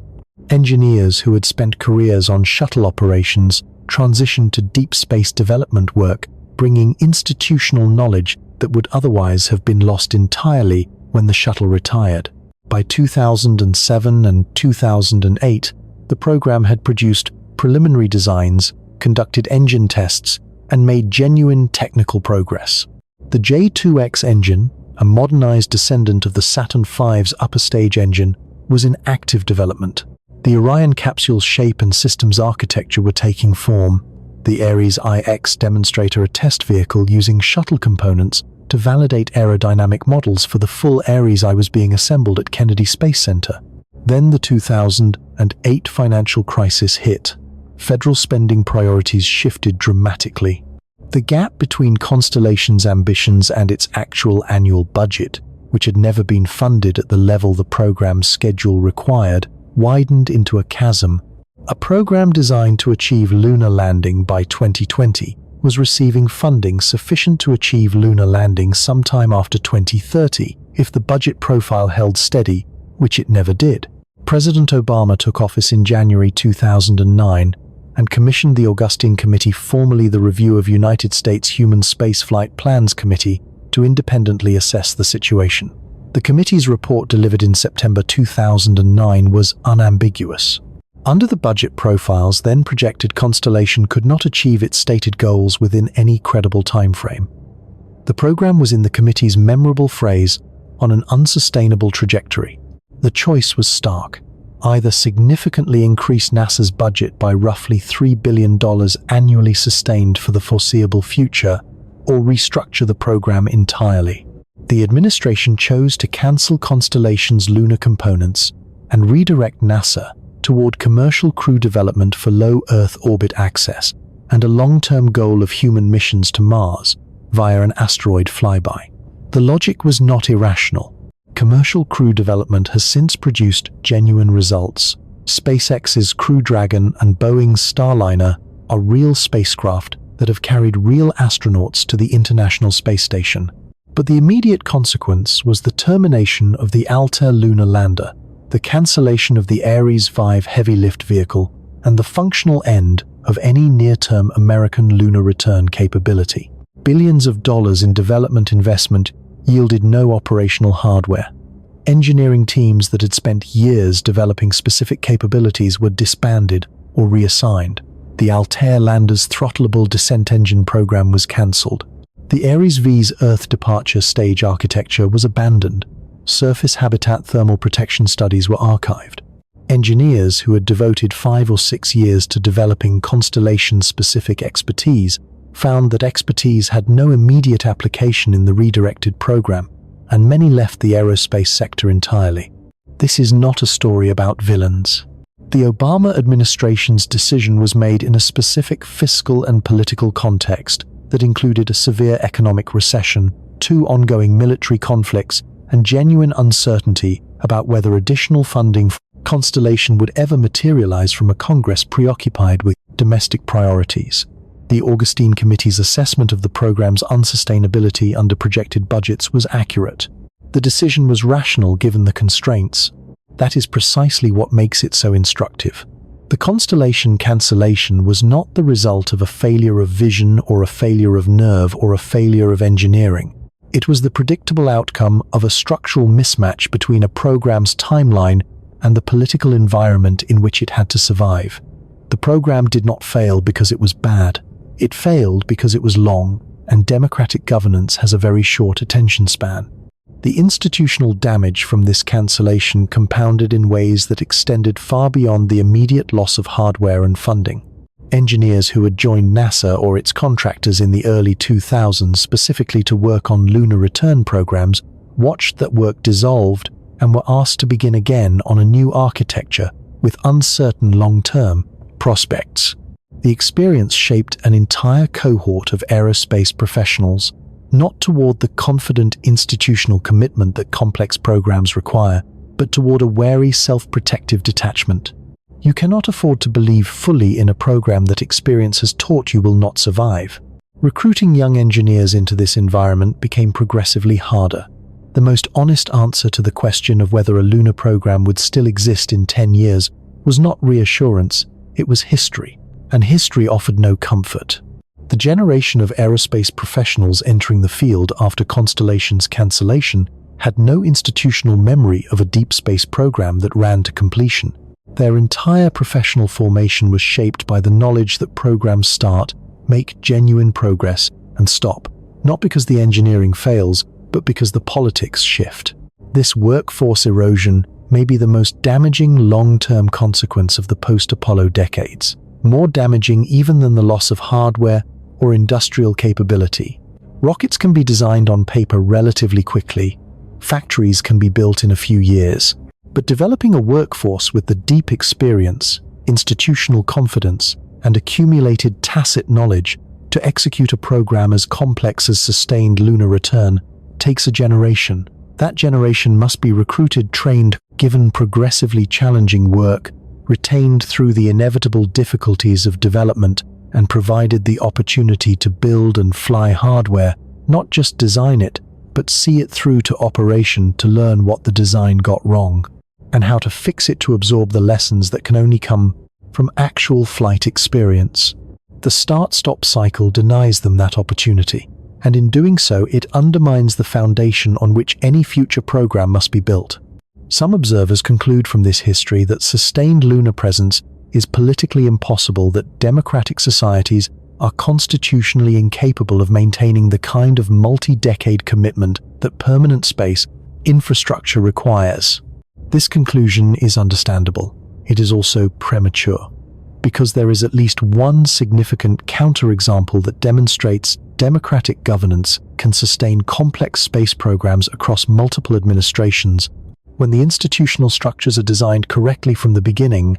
The International Space Station has maintained continuous human habitation since November of the year 2000.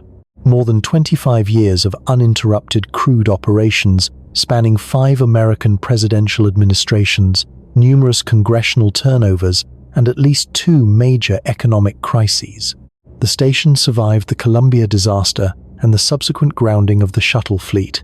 It survived the end of the shuttle program entirely, transitioning crew transportation first to Russian Soyuz vehicles and then to commercial American spacecraft. It survived geopolitical tensions with Russia that in other contexts might have fractured the partnership completely. How did the station survive when every lunar program failed? The answer is not accidental, and it offers lessons that the architects of Artemis have clearly studied. First, the station created international dependencies that raised the cost of cancellation beyond what any single partner was willing to pay. When the European Space Agency builds a laboratory module, when the Japanese Aerospace Exploration Agency contributes a science facility, when the Canadian Space Agency provides a robotic arm system that the station cannot operate without, cancelling the program means not just writing off domestic investment, but damaging diplomatic relationships that extend across dozens of other policy domains. The station embedded itself in a web of international commitments that no administration could easily unravel without consequences that extended far beyond space policy. Second, the station distributed economic benefits across enough congressional districts to create a domestic political constituency for its continuation regardless of which party controlled Congress or the White House. Components were manufactured in multiple states. Operations were managed from centers in Texas, Alabama, Florida, and elsewhere. Contracts supported thousands of jobs in communities where aerospace employment represented a significant fraction of the local economic base. Cancelling the station meant eliminating those jobs a political cost that incumbents in affected districts were unwilling to bear regardless of their broader views on space exploration. Third, and perhaps most importantly, the station produced continuous visible results on a human timescale. Crews launched regularly. Science experiments generated publications and press coverage. Astronauts became public figures who connected the program to ordinary citizens through social media, educational outreach, and live broadcasts from orbit. The station was never out of the public eye long enough for its existence to become abstract or forgettable. It had faces, and faces create constituencies. Artemis has begun adopting each of these structural strategies. The adoption is deliberate, and it represents one of the most important but least publicly discussed differences between the current program and its failed predecessors. The Artemis Accords, signed by more than 40 nations, as of recent count, establish a framework of shared principles for lunar exploration, covering transparency, interoperability, the release of scientific data, and norms around resource extraction and the avoidance of harmful interference between operators. These agreements are not binding treaties in the formal legal sense. They cannot compel any signatory to continue funding a program or to follow any specific technical approach, but they create diplomatic expectations and institutional relationships that increase the political cost of American withdrawal.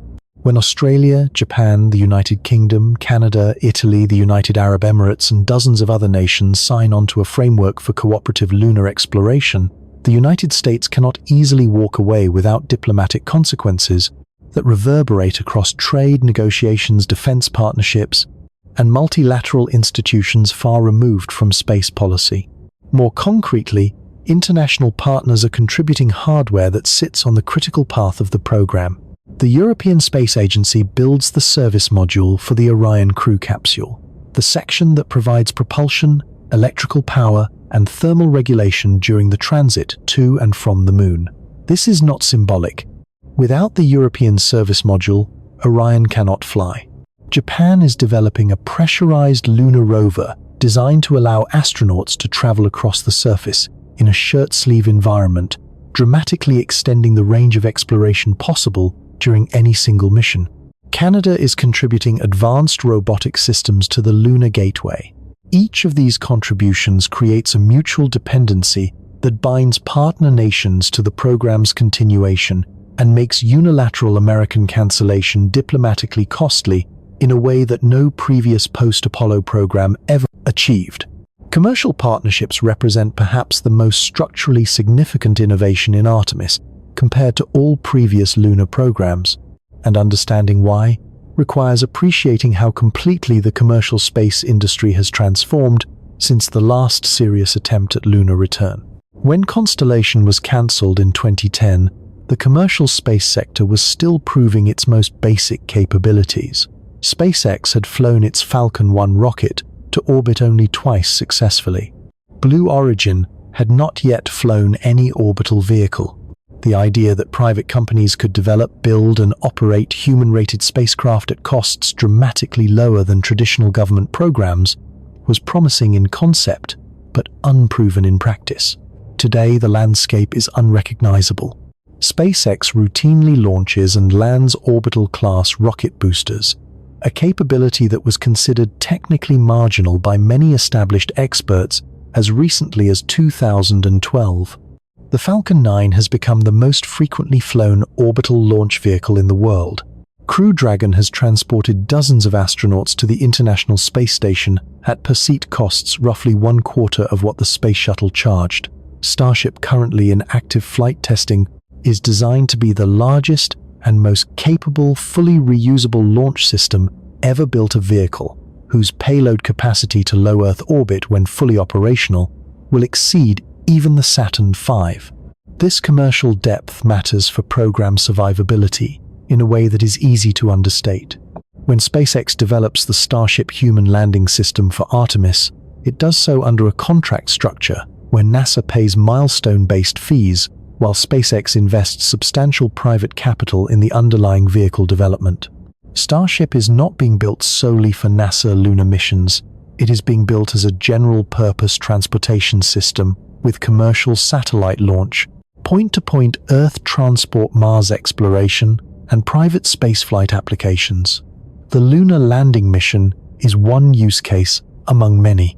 This means that even if NASA's specific lunar program were disrupted by a budget cut or a change in administration, the fundamental vehicle development would likely continue. SpaceX has independent commercial motivation to complete Starship regardless of the fate of any particular government contract. The technology base for lunar access becomes partially decoupled from the political cycles that destroyed every previous program. This decoupling is genuinely new. It did not exist during Constellation. It barely existed during the early Artemis planning phase. It represents a structural resilience that no government-only program can replicate. But none of this guarantees success. Commercial partnerships introduce their own risks. Starship's development timeline has proven resistant to prediction, and the gap between prototype testing and crew-rated operational flights remains significant. The technology of orbital propellant transfer, essential to Starship's lunar mission architecture and never demonstrated at operational scale, introduces a dependency that has no historical precedent in human spaceflight. And budget pressure on the government side of the partnership, which determines the milestone payments that fund SpaceX's NASA-specific development work, remains a persistent vulnerability. The geopolitical dimension adds urgency that previous post-Apollo programs lacked. China's space program has achieved milestones over the past decade that have concentrated attention among Western policymakers on the strategic importance of maintaining leadership in cislunar space. The Chang'e missions have landed robotic spacecraft on the lunar surface, including the first ever landing on the lunar far side, with Chang'e 4 inches 2019. Chang'e 5 returned lunar samples to Earth in 2020, making China only the third nation to accomplish that feat.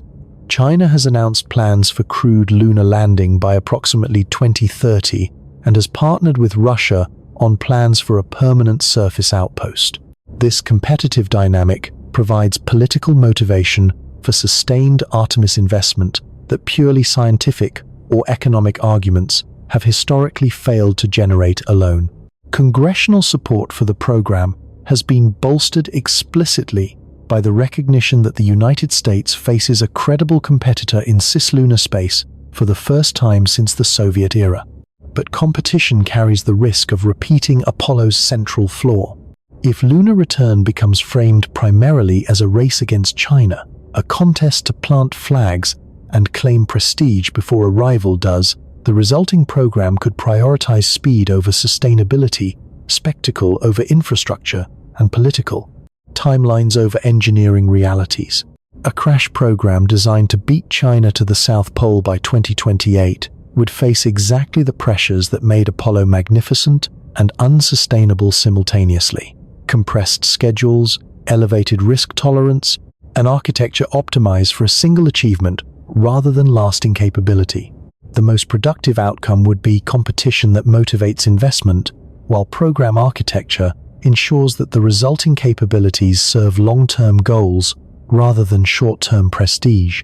This requires political leaders who understand the difference between a race and a construction project, leaders willing to accept that arriving at the moon second with infrastructure designed for permanence is strategically superior, arriving first with a program that cannot be sustained. Whether those leaders exist, and whether they can hold the political environment together long enough for the engineering to catch up, is the question on which everything else depends. The cumulative picture, more than 50 years after the last human footprint was pressed into the lunar dust, is sobering in some respects and genuinely encouraging in others. The political alignment is more favorable than at any point since 1972. The industrial base, while transformed beyond recognition from the Apollo era, is rebuilding on a new foundation of commercial capability and international partnership that is in many ways more resilient than what came before. The engineering challenges are being addressed slowly and imperfectly, and with the maddening unevenness that characterizes all genuinely difficult work, but addressed nonetheless. What remains uncertain is whether the institutional structures now being assembled are strong enough to survive what every previous program could not.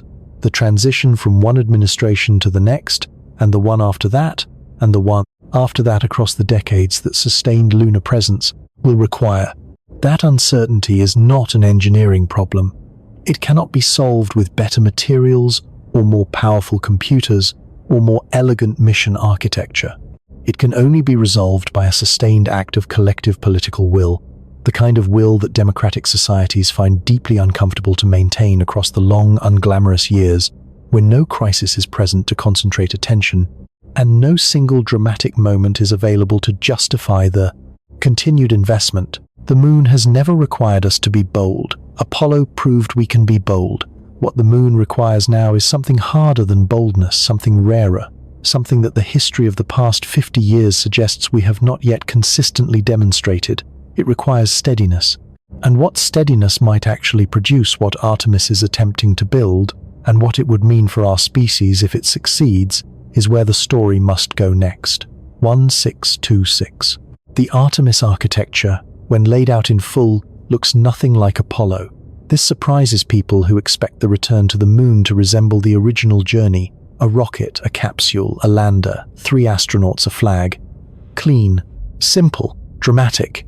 The kind of mission that fits on a poster.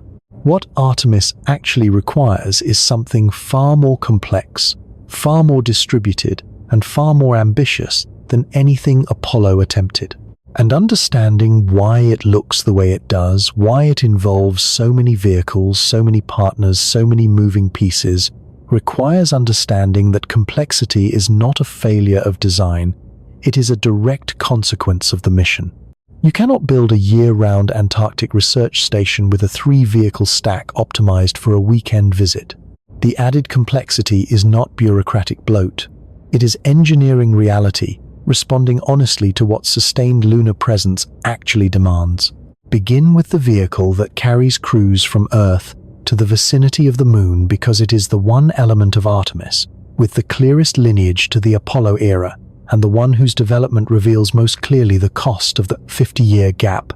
The Space Launch System SLS is a heavy-lift rocket built around a core stage, derived in concept from the Space Shuttle's main propulsion architecture. Its 4 RS-25 engines are not new designs. They are former shuttle main engines refurbished, upgraded, and integrated into a new vehicle stack. The solid rocket boosters flanking the core stage are evolved from the shuttle's solid rocket boosters, stretched and upgraded, but recognizably descended from the same heritage hardware. At its Block 1 configuration, SLS can deliver approximately 95 metric tons to low Earth orbit, less than the Saturn V's 130 metric tons, but substantially more than any currently operational rocket. The SLS first flew successfully in November 2022 on the Artemis 1 mission, sending an uncrewed Orion capsule on a 25-day journey around the moon and back. The mission was technically successful in nearly every respect. Orion performed well. The heat shield withstood re-entry at lunar return velocity approximately 4,000 kilometers per hour, significantly faster than the orbital re-entry speed the shuttle ever experienced. The data returned from the mission validated the integrated system design across the most demanding conditions it will ever face. But the cost of that first flight concentrated attention on a vulnerability that no amount of technical success can fully address. NASA's own Inspector General estimated the per-flight cost of SLS at over $4 billion for the early Artemis missions. $4 billion for a single launch of an expendable rocket. The Saturn V cost approximately $1.5 billion per flight in today's money itself. An astronomical sum, but SLS exceeds even that benchmark for expendable launch costs. In an era when SpaceX is developing Starship with the explicit goal of full reusability and marginal launch costs, eventually measured in the tens of millions rather than the billions, the economics of SLS draw persistent and not entirely unfair criticism. The criticism is real, but it requires context. SLS was not designed to be the cheapest possible way to reach the moon. It was designed to be a reliable, human-rated, congressionally sustainable, heavy-lift vehicle that could be developed using existing industrial capacity, an existing workforce, and existing supply chains, thereby compressing the development timeline compared to a completely clean sheet design. The heritage hardware strategy sacrificed cost efficiency for schedule certainty in a program environment where schedule certainty was the survival variable. Whether that trade was the right one is a legitimate debate, but it was a deliberate choice made with clear awareness of its consequences, not an accident of poor management. The Orion crew capsule that sits atop SLS is in some respects the most mature element of the entire Artemis architecture. Its development began formally in 2006 under Constellation, making it one of the few program elements that survived the transition from one administration to the next. Nearly 2 decades of design iteration, subsystem testing, qualification campaigns, and 2 flight tests, including Exploration Flight Test 1-inch 2014 and the Artemis 1 mission, have produced a spacecraft with a level of technical maturity unusual in a program still short of its first crewed flight. Orion is larger than the Apollo command module, with an internal volume of approximately 8.9 cubic meters compared to Apollo's 6.2, meaningful when you consider that crews may spend up to 21 days inside it during transit to and from the moon. Its heat shield, constructed of Avcoat ablative material, is the largest ever built for a crewed spacecraft. Its life support systems, power systems, and avionics reflect 5 decades of advancement beyond what the Apollo capsule carried. It is a genuinely capable vehicle for the transit mission it is designed to perform. But Orion is a transit vehicle. It gets crews from Earth to lunar orbit and back. It does not land on the moon. It does not stay near the moon between missions in a way that preserves supplies and equipment for the next crew rotation. It does not provide the persistent platform in lunar vicinity that sustained operations require. For those functions, Artemis introduces an element that has no Apollo analog whatsoever. The Lunar Gateway is a small space station planned for a near rectilinear halo orbit around the moon, a highly elliptical path that brings it within approximately 3,000 kilometers of the lunar surface at its closest approach, and sweeps out to roughly 7,000 kilometers at its farthest. This unusual orbit was chosen because it requires relatively little propellant to maintain, provides access to both lunar poles, and can be reached from Earth with substantially less propellant than a traditional circular low lunar orbit. The Gateway will not be continuously crewed in its early configurations. Unlike the International Space Station, which has maintained an unbroken human presence since 2000, the Gateway is designed to operate autonomously between crew visits, an operational concept enabled by its autonomous systems and the relatively benign orbital environment compared to the station's low Earth orbit, where atmospheric drag and radiation belts impose constant maintenance demands. What the Gateway provides is a persistent staging point. Supplies, equipment, and scientific instruments can be delivered to Gateway by uncrewed cargo vehicles and stored there between missions, rather than requiring a dedicated Earth-to-Moon transit for every item a crew might need. Crew rotations can use Gateway as a transfer point, with some crew members departing on the human landing system for the surface, while others remain at Gateway, conducting research in the orbital environment. The station accumulates capability across missions in a way that a pure point-to-point architecture launch from Earth, land on Moon, return directly to Earth cannot. International partners are contributing substantially to Gateway's construction. The European Space Agency is providing the International Habitat and Esprit Communications and Refueling Module. Japan is contributing a habitation and logistics module. Canada is providing the Canadarm3 robotic system. Each contribution embeds the same kind of mutual dependency that has sustained the International Space Station, making Gateway harder to cancel unilaterally without diplomatic consequences that extend well beyond space policy. But the element of the Artemis architecture that carries both the greatest transformative potential and the greatest program risk is not the SLS, not the Orion, and not the Gateway. It is the human landing system, and specifically it is SpaceX's Starship. Nothing about Starship resembles the Apollo lunar module it conceptually replaces. The lunar module stood approximately 6.5 meters tall with landing gear deployed. It weighed roughly 15 metric tons fully loaded with propellant. Its interior cabin volume was cramped to the point where the 2 astronauts who occupied it for up to 3 days stood rather than sat, because there was no room for seats. The descent stage that brought the vehicle to the surface was left behind on the Moon. The ascent stage that returned crews to orbit was discarded after rendezvous with the command module. Nothing was reused. Starship in its lunar variant stands approximately 50 meters tall. That is taller than a 15-story building. Its pressurized interior volume is sufficient to accommodate not just a crew of 4, but the habitation, equipment, scientific instruments, surface vehicles, supply caches, and operational infrastructure required for missions lasting weeks, rather than hours. Its payload capacity transforms the logistics of lunar surface operations from the backpacking model of Apollo, where every gram was agonized over across months of trade studies, into something closer to a genuine expedition with meaningful infrastructure delivered on each landing. Place the lunar module beside Starship, and you are not comparing 2 vehicles that perform the same function at different scales.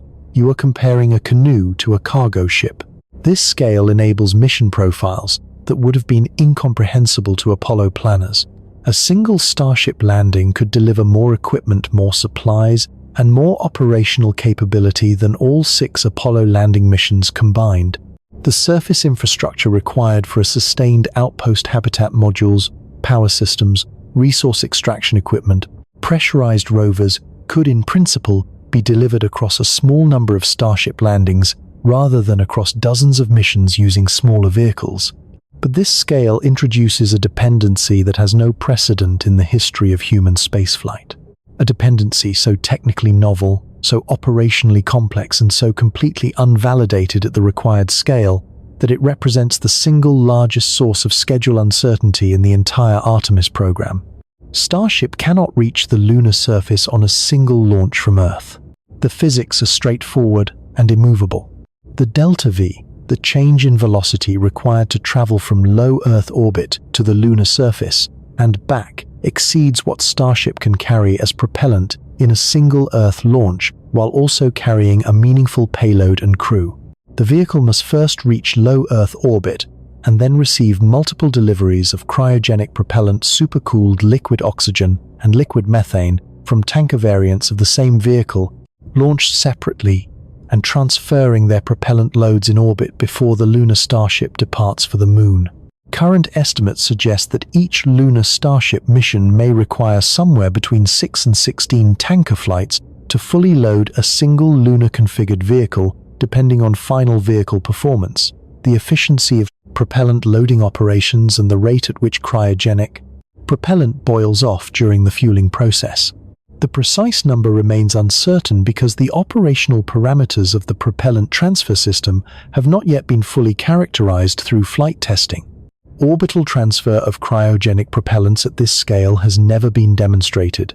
The technical challenges are substantial and interconnected. Liquid oxygen at -183 degrees Celsius and liquid methane at -161 degrees Celsius must be transferred between 2 vehicles in the thermal environment of low Earth orbit, where one side of each vehicle faces the Sun at temperatures approaching 120 degrees Celsius, while the opposite side faces deep space at minus 270 degrees. Managing propellant boil-off, the gradual conversion of liquid propellant to gas as heat leaks into the tanks, despite insulation, requires either rapid transfer operations that minimize exposure time or active cooling systems that add mass and complexity to every tanker vehicle. Achieving reliable fluid transfer between two large vehicles in microgravity requires settling the propellants, pushing them toward the tank outlets using small thrusters, while simultaneously managing the dynamic coupling between the two docked vehicles. The mechanical interfaces must seal reliably at cryogenic temperatures across repeated connect-disconnect cycles. Flow rates must be managed to prevent vapor lock and pressure surges that could damage fluid system components. Each transfer operation must be monitored and controlled with precision sufficient to ensure complete transfer of the required propellant mass without contamination leakage or thermal excursion. Maintaining propellant quality across multiple sequential transfers introduces further complexity. Each transfer operation is an opportunity for contamination. Small amounts of non-condensable gases, particulate matter or moisture that could compromise engine performance or damage turbopump components during the high-pressure, high-velocity propellant flow that occurs at ignition. The cumulative effect of multiple transfers on propellant purity must be characterized through testing before human lives are entrusted to an engine that will ignite once in a high-stakes environment with no opportunity to abort if the propellant quality is not what the engine requires. And all of this must be accomplished within a window constrained by orbital mechanics and boil-off timelines. The tanker flights cannot be spread arbitrarily across weeks or months. Propellant that boils off during an extended fueling campaign represents lost payload capacity that must be compensated by additional tanker flights. The entire sequence of tanker launches, orbital rendezvous operations, propellant transfers, and final lunar departure must be choreographed with a precision and reliability that current operational experience does not yet support. SpaceX is aware of every one of these challenges. The company's development philosophy, build hardware, test, aggressively accept failures, as data iterate rapidly, has produced genuine results in areas that traditional development approaches would have taken far longer to resolve. The Starship test flight program has demonstrated rapid iteration across multiple vehicles, with each flight test providing data that drives specific improvements in subsequent configurations. The scale of progress between early Starship prototypes and the more recent integrated vehicle test flights represents genuine engineering advancement accomplished at a pace that established aerospace organizations have not matched. But the Starship development timeline has proven consistently resistant to prediction. The gap between prototype testing at Boca Chica in Texas and crew-rated operational flights carrying astronauts to the lunar surface involves qualification campaigns, safety reviews, and demonstrated reliability standards that prototype testing alone cannot satisfy. Human rating, a spacecraft certifying it as safe to carry people, requires demonstrating not just that the vehicle can perform its mission nominally, but that it can identify, manage, and survive off-nominal conditions in ways that protect the crew across the full envelope of possible failures. This gap between demonstration and certification is not unique to Starship. Every human-rated spacecraft has faced it. The Space Shuttle required years of systems testing and qualification after its first orbital flight before it was certified for its initial crew. Crew Dragon underwent an extensive qualification program, including a dramatic in-flight abort test, deliberately triggering a pad abort with a fully fueled Falcon 9 to validate the escape system before it carried its first NASA astronauts. These programs were long and expensive because the underlying requirement demonstrate that the vehicle is safe enough to trust with human lives does not yield to schedule pressure or budget constraints. The Artemis architecture's dependence on Starship for lunar surface access means that the program's schedule is hostage in significant part to SpaceX's development timeline. When Starship testing encounters delays, and complex development programs always encounter delays, the Artemis landing date moves with it. The original target of a crewed lunar landing in 2024 has already moved to 2026 at the earliest, and may move further as qualification milestones for both Starship and the orbital refueling system are worked through. Each delay carries consequences that extend beyond the immediate schedule. Budget profiles planned around specific milestones must be revised when those milestones move. Congressional supporters who advocated for specific timelines must explain to their constituents why the program is not proceeding as promised. Competing budget priorities that have been deferred in anticipation of a program reaching operational status become harder to defer when that status recedes into the future. The political support that sustains funding is not infinitely patient, and each delay tests it in ways that technical progress alone cannot compensate for. The Blue Origin national team, selected as a second human landing system provider for later Artemis missions, offers a degree of redundancy that the single provider model of early Artemis lacked. Blue Origin's Blue Moon lander architecture uses a more conventional hydrogen-oxygen propulsion system and does not require orbital propellant transfer for its initial lunar surface missions. This provides an alternative path to the surface that is less dependent on the specific technical challenges of large-scale cryogenic orbital refueling, though it introduces its own development challenges and timeline uncertainties that are only now being worked through. The combined Artemis architecture, SLS and Orion for crew transit gateway for orbital staging Starship, and Blue Moon for surface access international modules and commercial cargo for surface infrastructure, is more complex than anything Apollo attempted, far more complex. Critics who point to this complexity as evidence of poor planning miss the fundamental point. Apollo was simpler because it was designed for a simpler mission: 3 men, 8 days, 72 hours on the surface. Come home. That simplicity was achieved by accepting constraints on duration, on capability, on safety margins, on risk tolerance that modern programs cannot accept and should not accept. The complexity of Artemis is not a symptom of bureaucratic dysfunction. It is an honest engineering response to what permanent lunar presence actually requires. Every element of the architecture addresses a genuine capability gap that Apollo never had to close because Apollo never intended to stay. But complexity has a cost beyond money and time.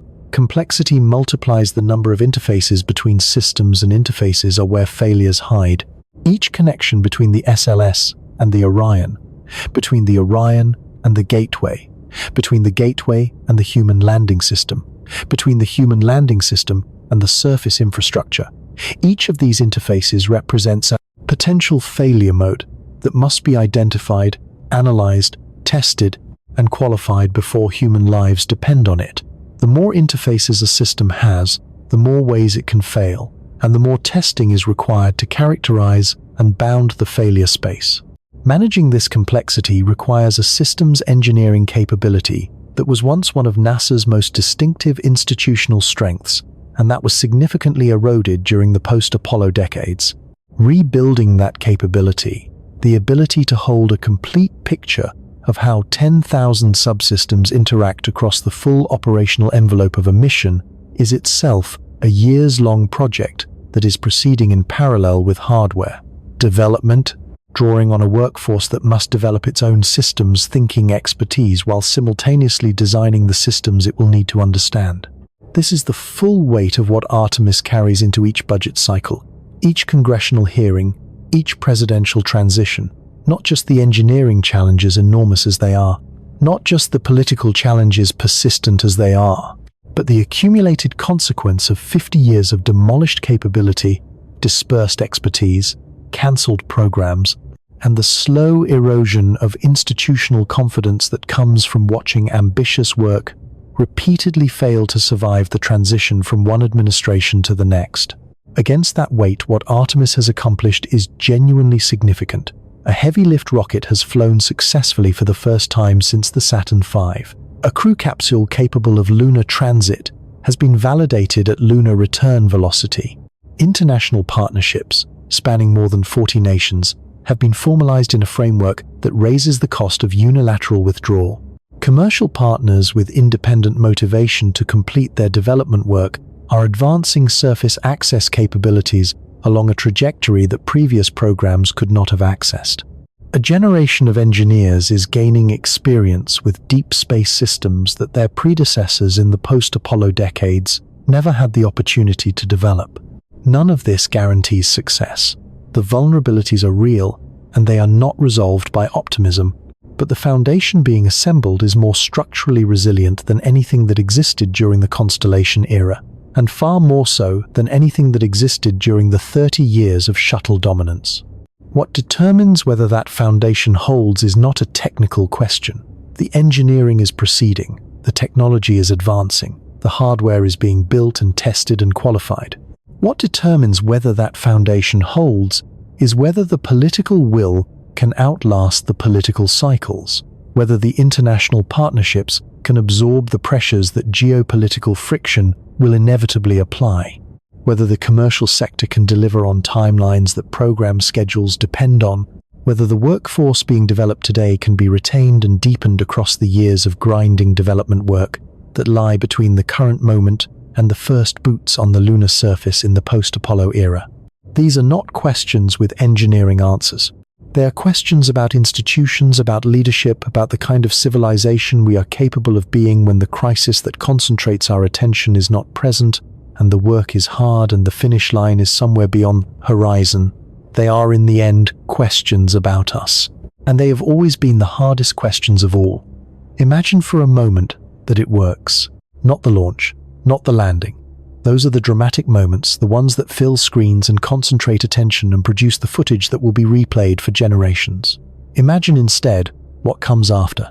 Imagine the years that follow the first post-Apollo bootprints in the regolith, when the cameras have moved on and the speeches have been delivered, and the hard, unglamorous work of actually building something permanent on another world. Asbegun. What does that look like?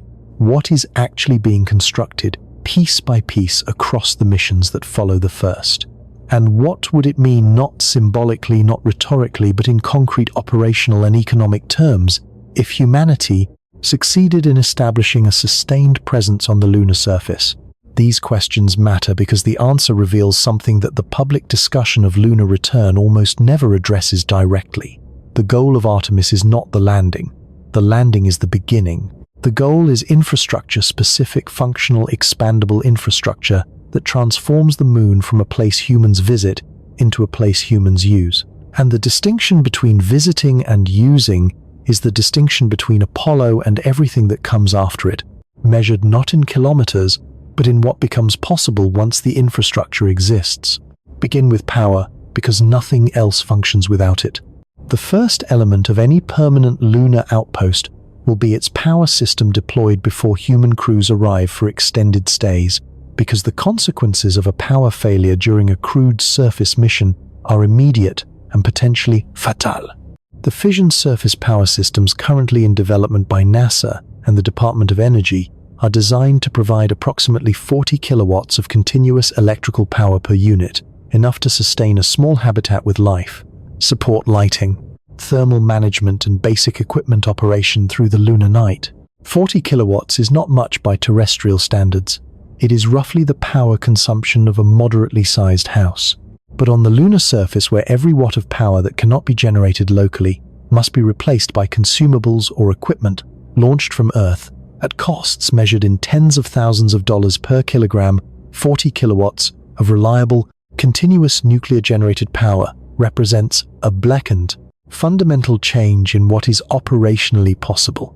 A single fission unit powers basic survival. 2 units enable meaningful science operations alongside life support. 4 units begin to approach the power levels required for in-situ resource utilization, the extraction and processing of lunar materials into water, oxygen, and propellant. 6 or more units support an outpost that is not merely surviving the lunar night, but actively working through it, operating equipment, processing resources, manufacturing supplies, and steadily reducing its dependence on Earth for the consumables that sustain human life. The trajectory from 1 unit to 6 is not a matter of months. It is a matter of years of successive missions, each delivering additional infrastructure, each expanding what the previous mission made possible. This is how permanent presence is built, not in a single dramatic gesture, but in the slow accumulation of capability that each mission adds to what the last one left behind.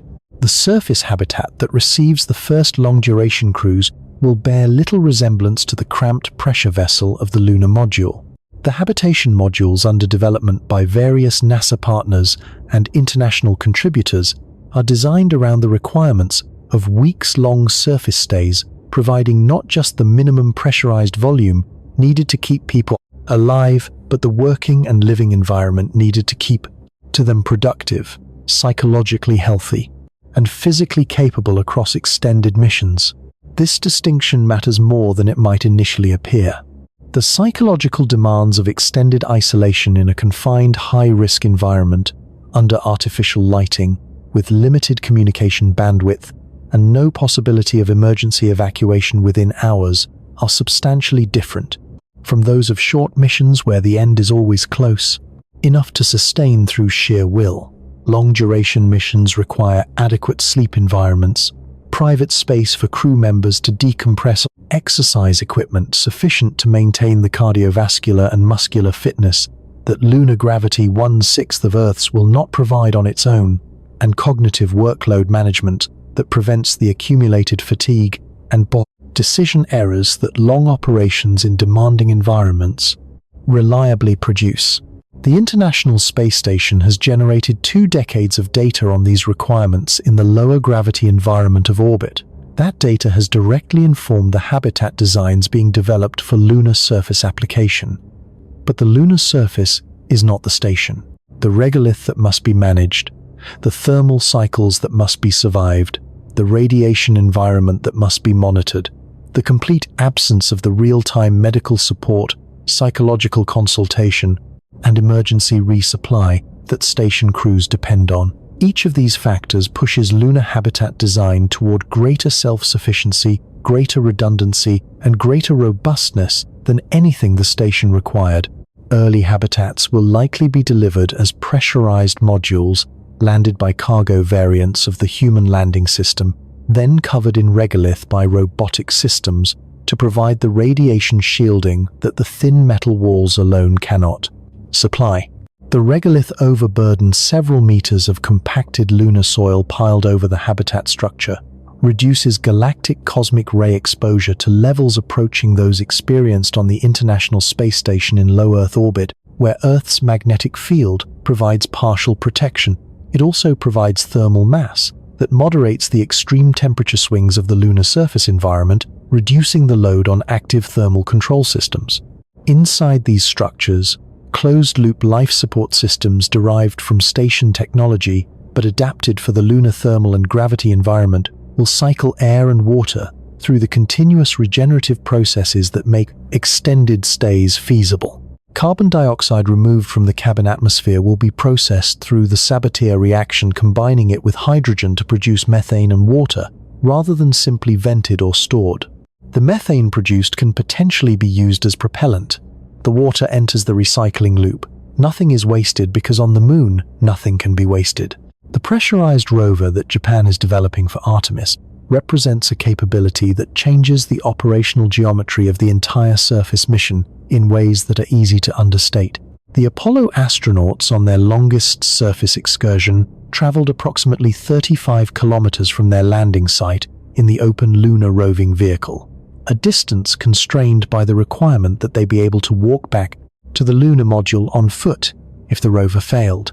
They wore their suits the entire time, managing the limited mobility and significant thermal load that a pressurized suit imposes on human physiology during physical activity. A pressurized rover removes that constraint entirely. Crew members inside a pressurized cabin can travel without suits, covering distances of hundreds of kilometers across mission rotations, stopping to conduct geological surveys, deploy instruments, examine features of scientific interest, and access resource deposits that lie far beyond walking range of the base. They exit the rover in suits only for specific surface activities, returning to the pressurized environment between excursions.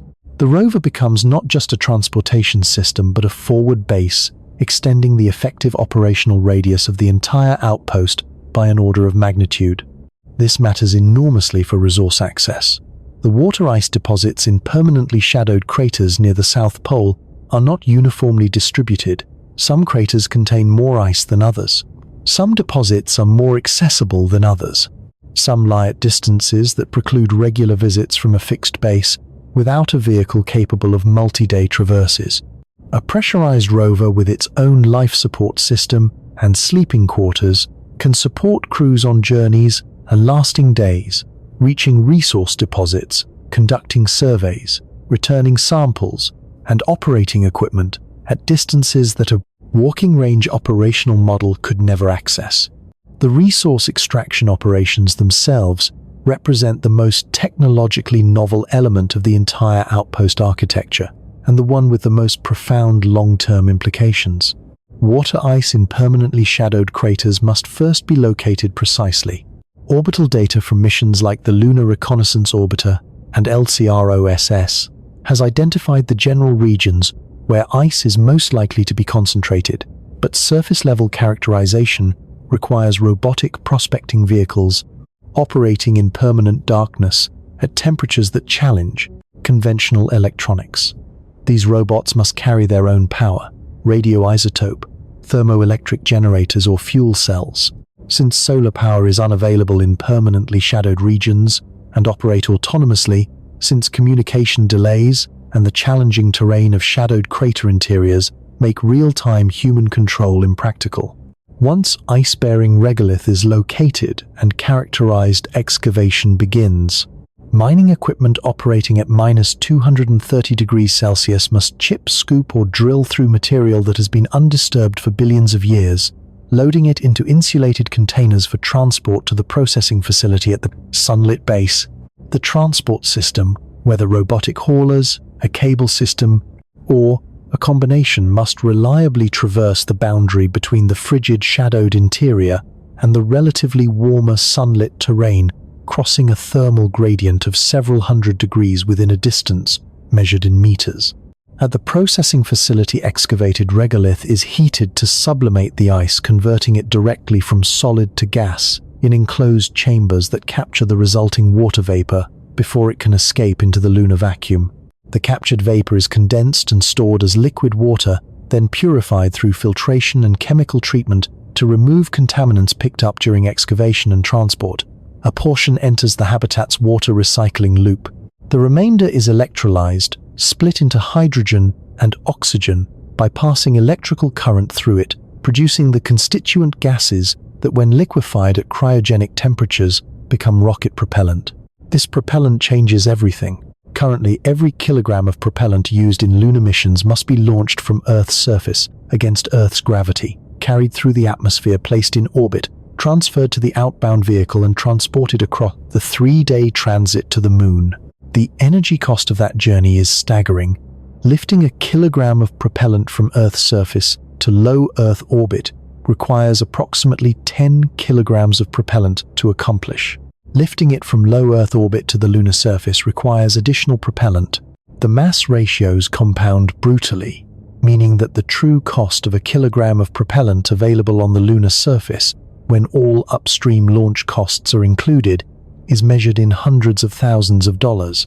Propellant produced from lunar ice costs a fraction of that. The energy required to extract and process the ice comes from the fission power system, whose fuel is already installed and whose operational lifetime spans years. The water feedstock is locally available. The electrolysis equipment, once delivered and installed, operates continuously with only periodic maintenance. The propellant it produces is available at the point of use without the launch costs, transit costs, or storage losses associated with Earth-sourced propellant. This local propellant supply does not merely reduce the cost of returning crews from the lunar surface to orbit. It changes the fundamental economics of operating in the Earth-Moon system and beyond.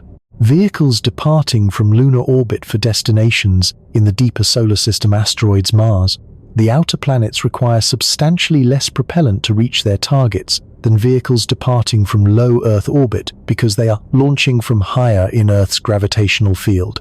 A propellant depot in lunar orbit, supplied by extraction operations on the surface, would reduce the propellant mass and therefore the launch cost of deep space missions by factors that transform missions from marginally feasible, routinely achievable. The Moon becomes not just a destination but an infrastructure node, a way station and resupply point that makes the entire solar system more accessible from Earth. This is the strategic vision that underlies every serious long-term lunar architecture, and it is why the establishment of in-situ resource utilization at operational scale represents a qualitative shift in humanity's relationship with space, not merely a quantitative one. The legal framework within which this vision must operate remains incompletely resolved, and the incompleteness creates tensions that will only grow as operational capability advances. The Outer Space Treaty of 1967, ratified by all major spacefaring nations, prohibits national sovereignty claims over celestial bodies. No nation can claim the Moon or any portion of it as its territory. This principle is broadly accepted and is not seriously challenged by any current program. But the treaty does not explicitly address the extraction and use of resources found on celestial bodies.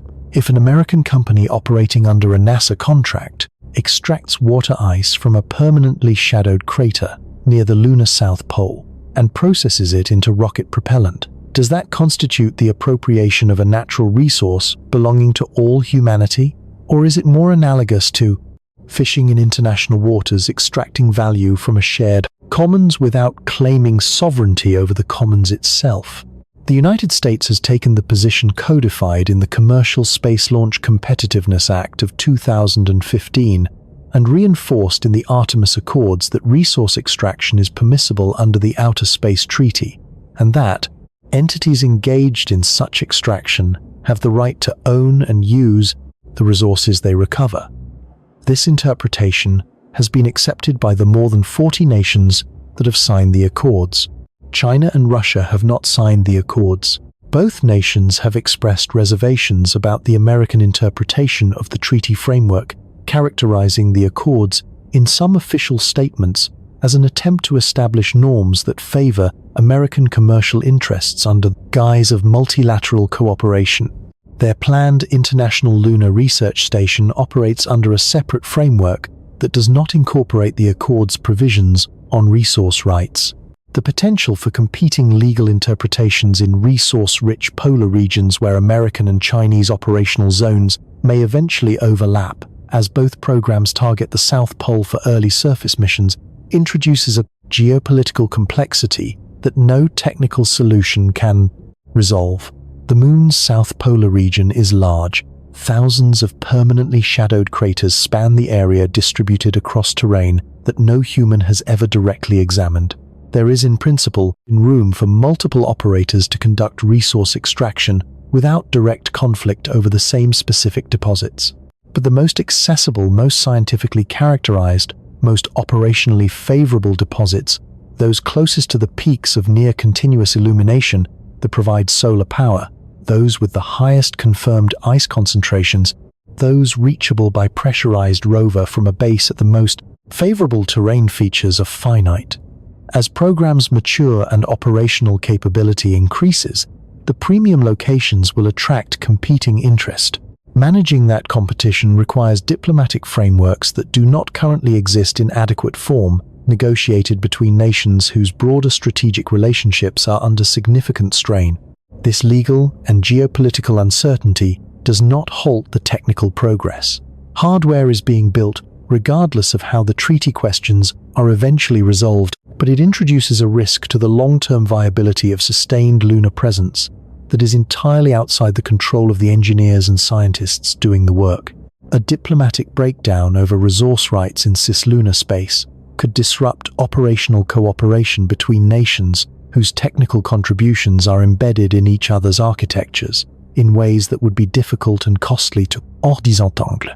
What the technical and legal picture together reveal is the sheer scope of what sustained lunar presence actually requires, not just hardware and propellant and habitats and power systems, but a framework of international law, commercial, regulation, diplomatic management and geopolitical stability that has never existed for an environment beyond Earth's atmosphere.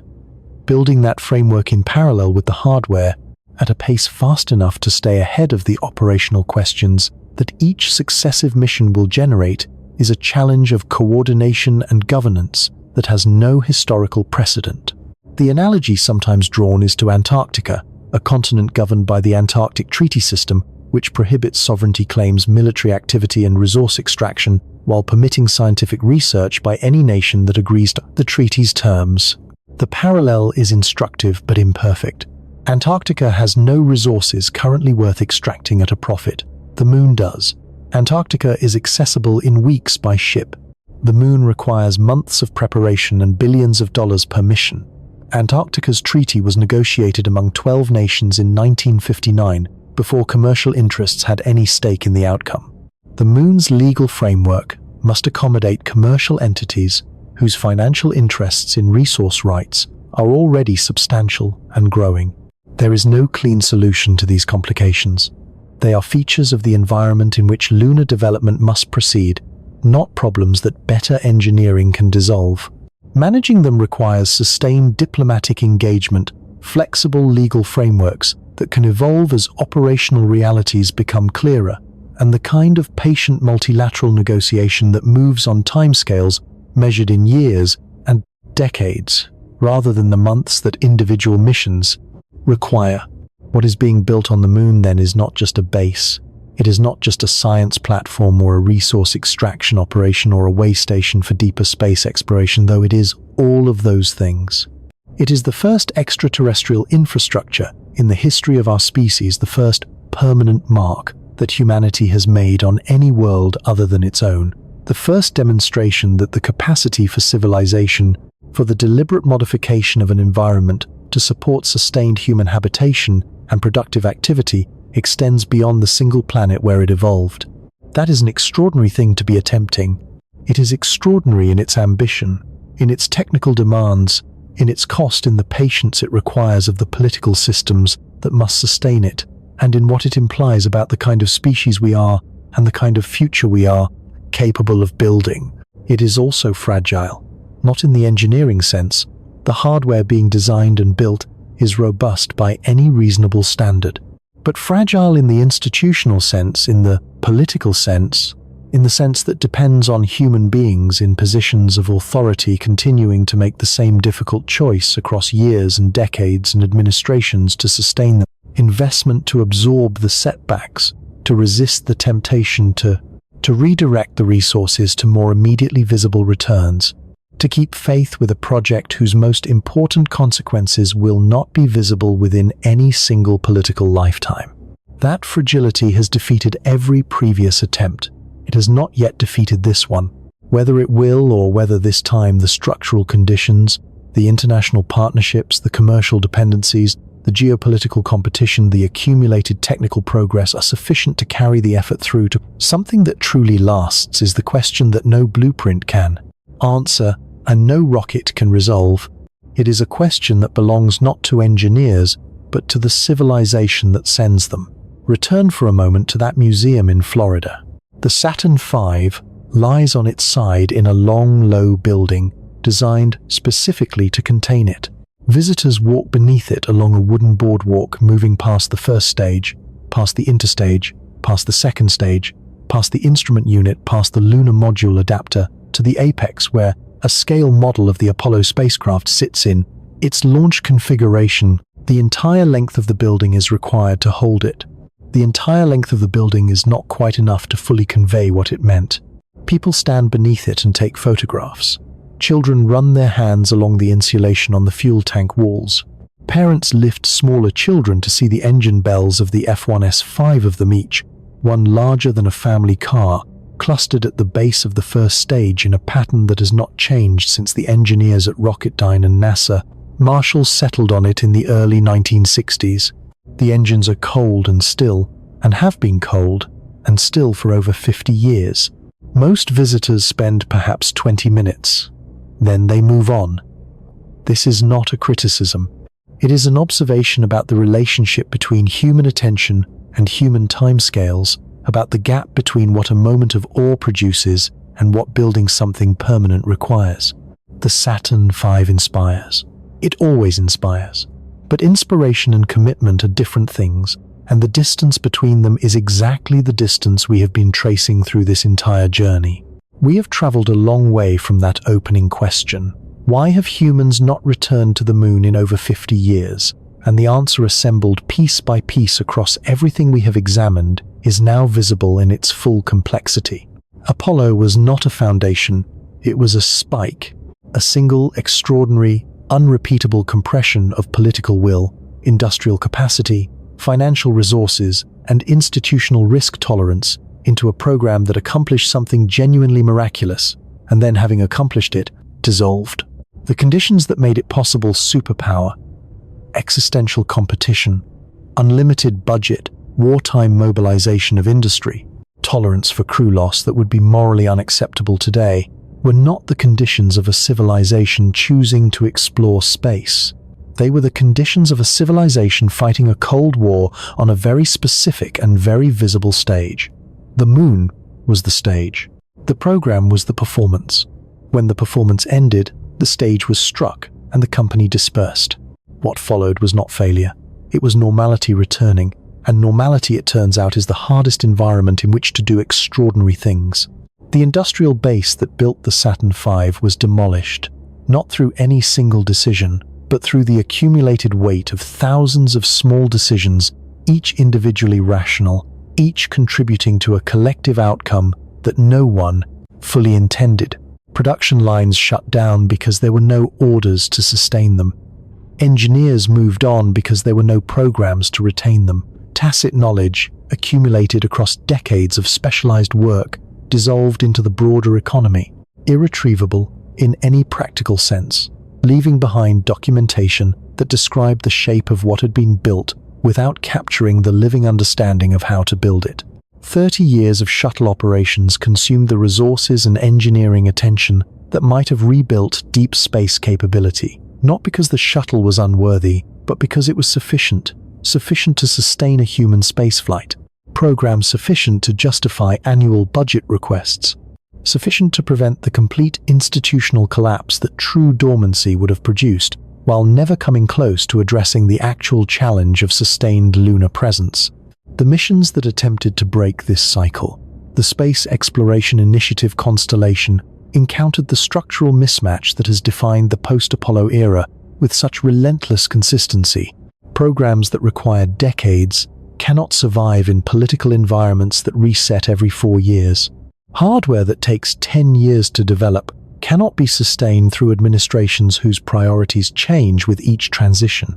The arithmetic does not lie, and the history does not lie, and the engineers who watched their life's work cancelled and archived and replaced by the next administration's clean sheet approach learned lessons about institutional commitment that no amount of subsequent optimism has fully erased.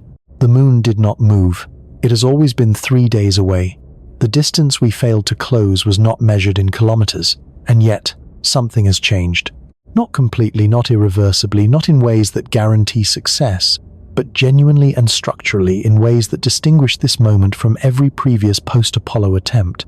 The commercial space industry that did not exist in any meaningful form during Constellation's development has produced reusable orbital rockets, human-rated crew vehicles, and a competitive ecosystem of launch providers that have driven costs down and capability up at a pace that traditional government programs could not have matched.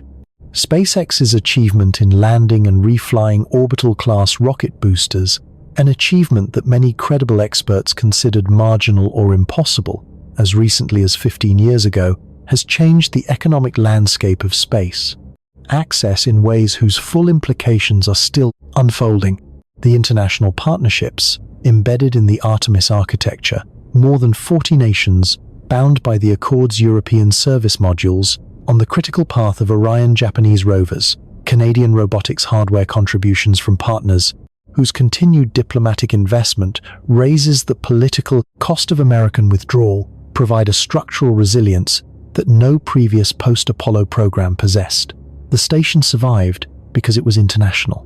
Artemis has learned that lesson in a way that Constellation never did. The geopolitical pressure that China's advancing lunar program applies to Western political decision-making reintroduces in a muted and imperfect form something of the motivating urgency that Sputnik generated in 1957, not the existential terror of that era. Nothing could recreate that specific combination of nuclear anxiety and ideological competition, but a recognition spreading across administrations and legislatures and strategic planning documents that leadership in cislunar space carries long-term consequences for technological, economic, and strategic influence that justify sustained investment beyond what pure scientific or exploratory motivation has historically been able to produce. None of this guarantees that Artemis will succeed where its predecessors failed. The timeline will continue to slip. Budgets will continue to be pressured. Technical challenges that appear manageable in design reviews will prove more stubborn in flight tests. Political transitions will bring new priorities and new administrators with new ideas about the right architecture and the right partners and the right pace. Some of these changes will be improvements. Some will be setbacks. The path from here to a permanent lunar outpost will not be straight, and it will not be short. But for the first time since December 1972, the trajectory is genuinely aimed at the lunar surface.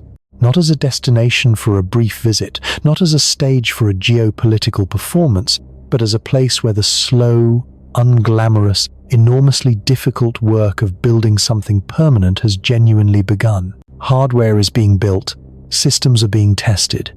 An international community of engineers and scientists and mission planners is engaged in the specific concrete, irreplaceable work of turning plans into flight hardware, and flight hardware into operational capability. The first post-Apollo crew to stand on the lunar surface whenever they arrive, in whatever year the engineering and the politics and the funding finally align, will not be completing a journey that began with their mission. They will be continuing one that began more than half a century ago, was interrupted, that was nearly lost entirely, and is being rebuilt now by people who were not yet born when the last human footprints were pressed into the grey dust of the Taurus Littrow Valley. Those crew members will carry with them something that the Apollo astronauts did not carry. Not better equipment, though they will have that. Not better training, though they will have that too. They will carry the weight of the 50-year gap, the knowledge of everything that was built and demolished and built again, everything that was attempted and cancelled and attempted again, everything that was learned in the long, difficult decades between Gene Cernan's departure and their arrival. They will know that getting there was not the hard part. The hard part was sustaining the commitment across the years when getting there seemed impossibly distant, when budgets were cut and programs were cancelled, and the engineers who had devoted their careers to the work were told to start again from somewhere new. The hard part was the steady, unglamorous, uncinematic work of building institutional structures, robust enough to survive the forces that destroyed every previous attempt. If they make it, it will not be because humanity found in space exploration the same existential urgency that drove Apollo. It will be because something quieter and more durable was assembled, a web of international commitments, commercial incentives, accumulated technical progress, and hard-won political understanding that no single administration could easily unravel. It will be because the lesson of Apollo's ending was eventually learned, not just understood intellectually, but built into the architecture of the program itself. 12 people have walked on the moon. All of them are either very old or gone. The youngest of the moonwalkers, Charles, Duke of Apollo 16, was in his late 20s when he stood on the lunar surface in April 1972. He is in his late 80s now. The last generation who lived through Apollo as adults, who watched the Saturn V launches in real time, who experienced the missions not as history, but as news is passing. What remains is not memory, but record, film and photographs and technical documentation, and the testimonies of people who were there preserved carefully, because the civilization that produced Apollo understood even at the time that it was witnessing something that might not recur within a human lifetime. It has not recurred within a human lifetime, not yet, but the bootprints are still there, undisturbed, sharp-edged in the grey dust preserved by the airlessness of the world that received them. 12 sets of prints from 12 extraordinary people pressed into a surface that has not changed since the solar system was young. that will not change for millions of years after every record of the civilization that made them crumbled to nothing. They are not waiting. The moon does not wait. It has no relationship to human impatience, no awareness of political cycles, no concern for the question of whether the species that briefly visited its surface will find the institutional patience and collective will to return. It orbits as it has always orbited, indifferent and silent and close. Always close. Always exactly 3 days away, the same 3 days it has been for every year, of every decade, of the half-century we spent not going back. The distance between humanity and a permanent presence on the moon has never been measured in kilometers.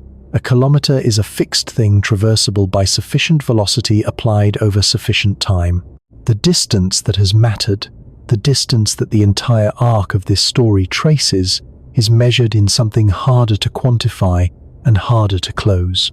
It is measured in the gap between what crisis produces and what commitment sustains, between the sprint that Apollo was and the construction project that lunar return requires, between the political will that flares in moments of existential urgency and the institutional patience that burns steadily across the long, unglamorous years when the urgency has passed and the work remains. Apollo showed us what we can do when the pressure is absolute and the resources are unlimited and the alternative to success is unthinkable. That knowledge is not nothing. It is in fact one of the most important things our species has ever demonstrated about itself, that when conditions align, we are capable of engineering miracles. What we have not yet demonstrated across the 50 years since those conditions dissolved is what we can do without them. Whether we can build something permanent on another world, not because a crisis demands it, but because a civilization chose it. Not in a decade of furious expenditure, but across generations of steady, patient accumulation. Not driven by fear of an adversary, but by the quieter and more durable conviction that the universe beyond our atmosphere is not a backdrop to human history, but the next chapter of it. That demonstration is still ahead of us. The engineers working on it right now in Huntsville and Houston and Boca Chica and Kourou and Tanegashima, and in dozens of laboratories and design offices distributed across the nations that have signed on to this effort, are not building a rocket. They are building the answer to a question that has been open since December 1972. Whether this time the commitment will hold, whether the infrastructure will outlast the politics, whether the species that briefly visited another world has become, in the 50 years since, capable of staying. The moon is 3 days away. It has always been 3 days away. The bootprints are waiting, patient as the world that holds them in dust that has not stirred since the last human hand brushed it clean. And somewhere in a laboratory, a power system is being tested that will run through the 14-day lunar night without pause. Somewhere, a water recycling system is being calibrated to recover 98% of what passes through it again and again indefinitely. Somewhere, a pressure vessel is being welded that will one day hold breathable air on a world that has never known it. Somewhere, a young engineer who will not retire until long after the first post-Apollo crew returns from the surface is learning today the specific and irreplaceable skill that will make one small part of this possible. The work is slow, the work is hard, the work is invisible to anyone not doing it. This is how civilizations build things that last, not in the sudden brilliant flash of a Saturn V, rising on 7.5 million pounds of thrust, not in the held breath of a nation watching a grainy television feed, not in the flags or the footprints or the speeches that echo across the decades, but in the long, steady, uncinematic accumulation of capability, a weld completed, a system tested, a problem solved, a young engineer trained, a budget defended, a partnership sustained, a program survived through one more political transition, and another, until the presence is no longer an aspiration but a fact. A candle does not illuminate the universe, but it illuminates the darkness directly around it, and that is where the work gets done. The moon waits. It has always waited. The question was never whether we could reach it. The question is whether we are the kind of civilization that finishes what it starts. That question remains open. The answer is being written now in every laboratory and design office and launch facility, where people are doing the slow, hard, necessary work of turning the next chapter of human history from a plan into a place. We will see what we are made of. We always do in the end.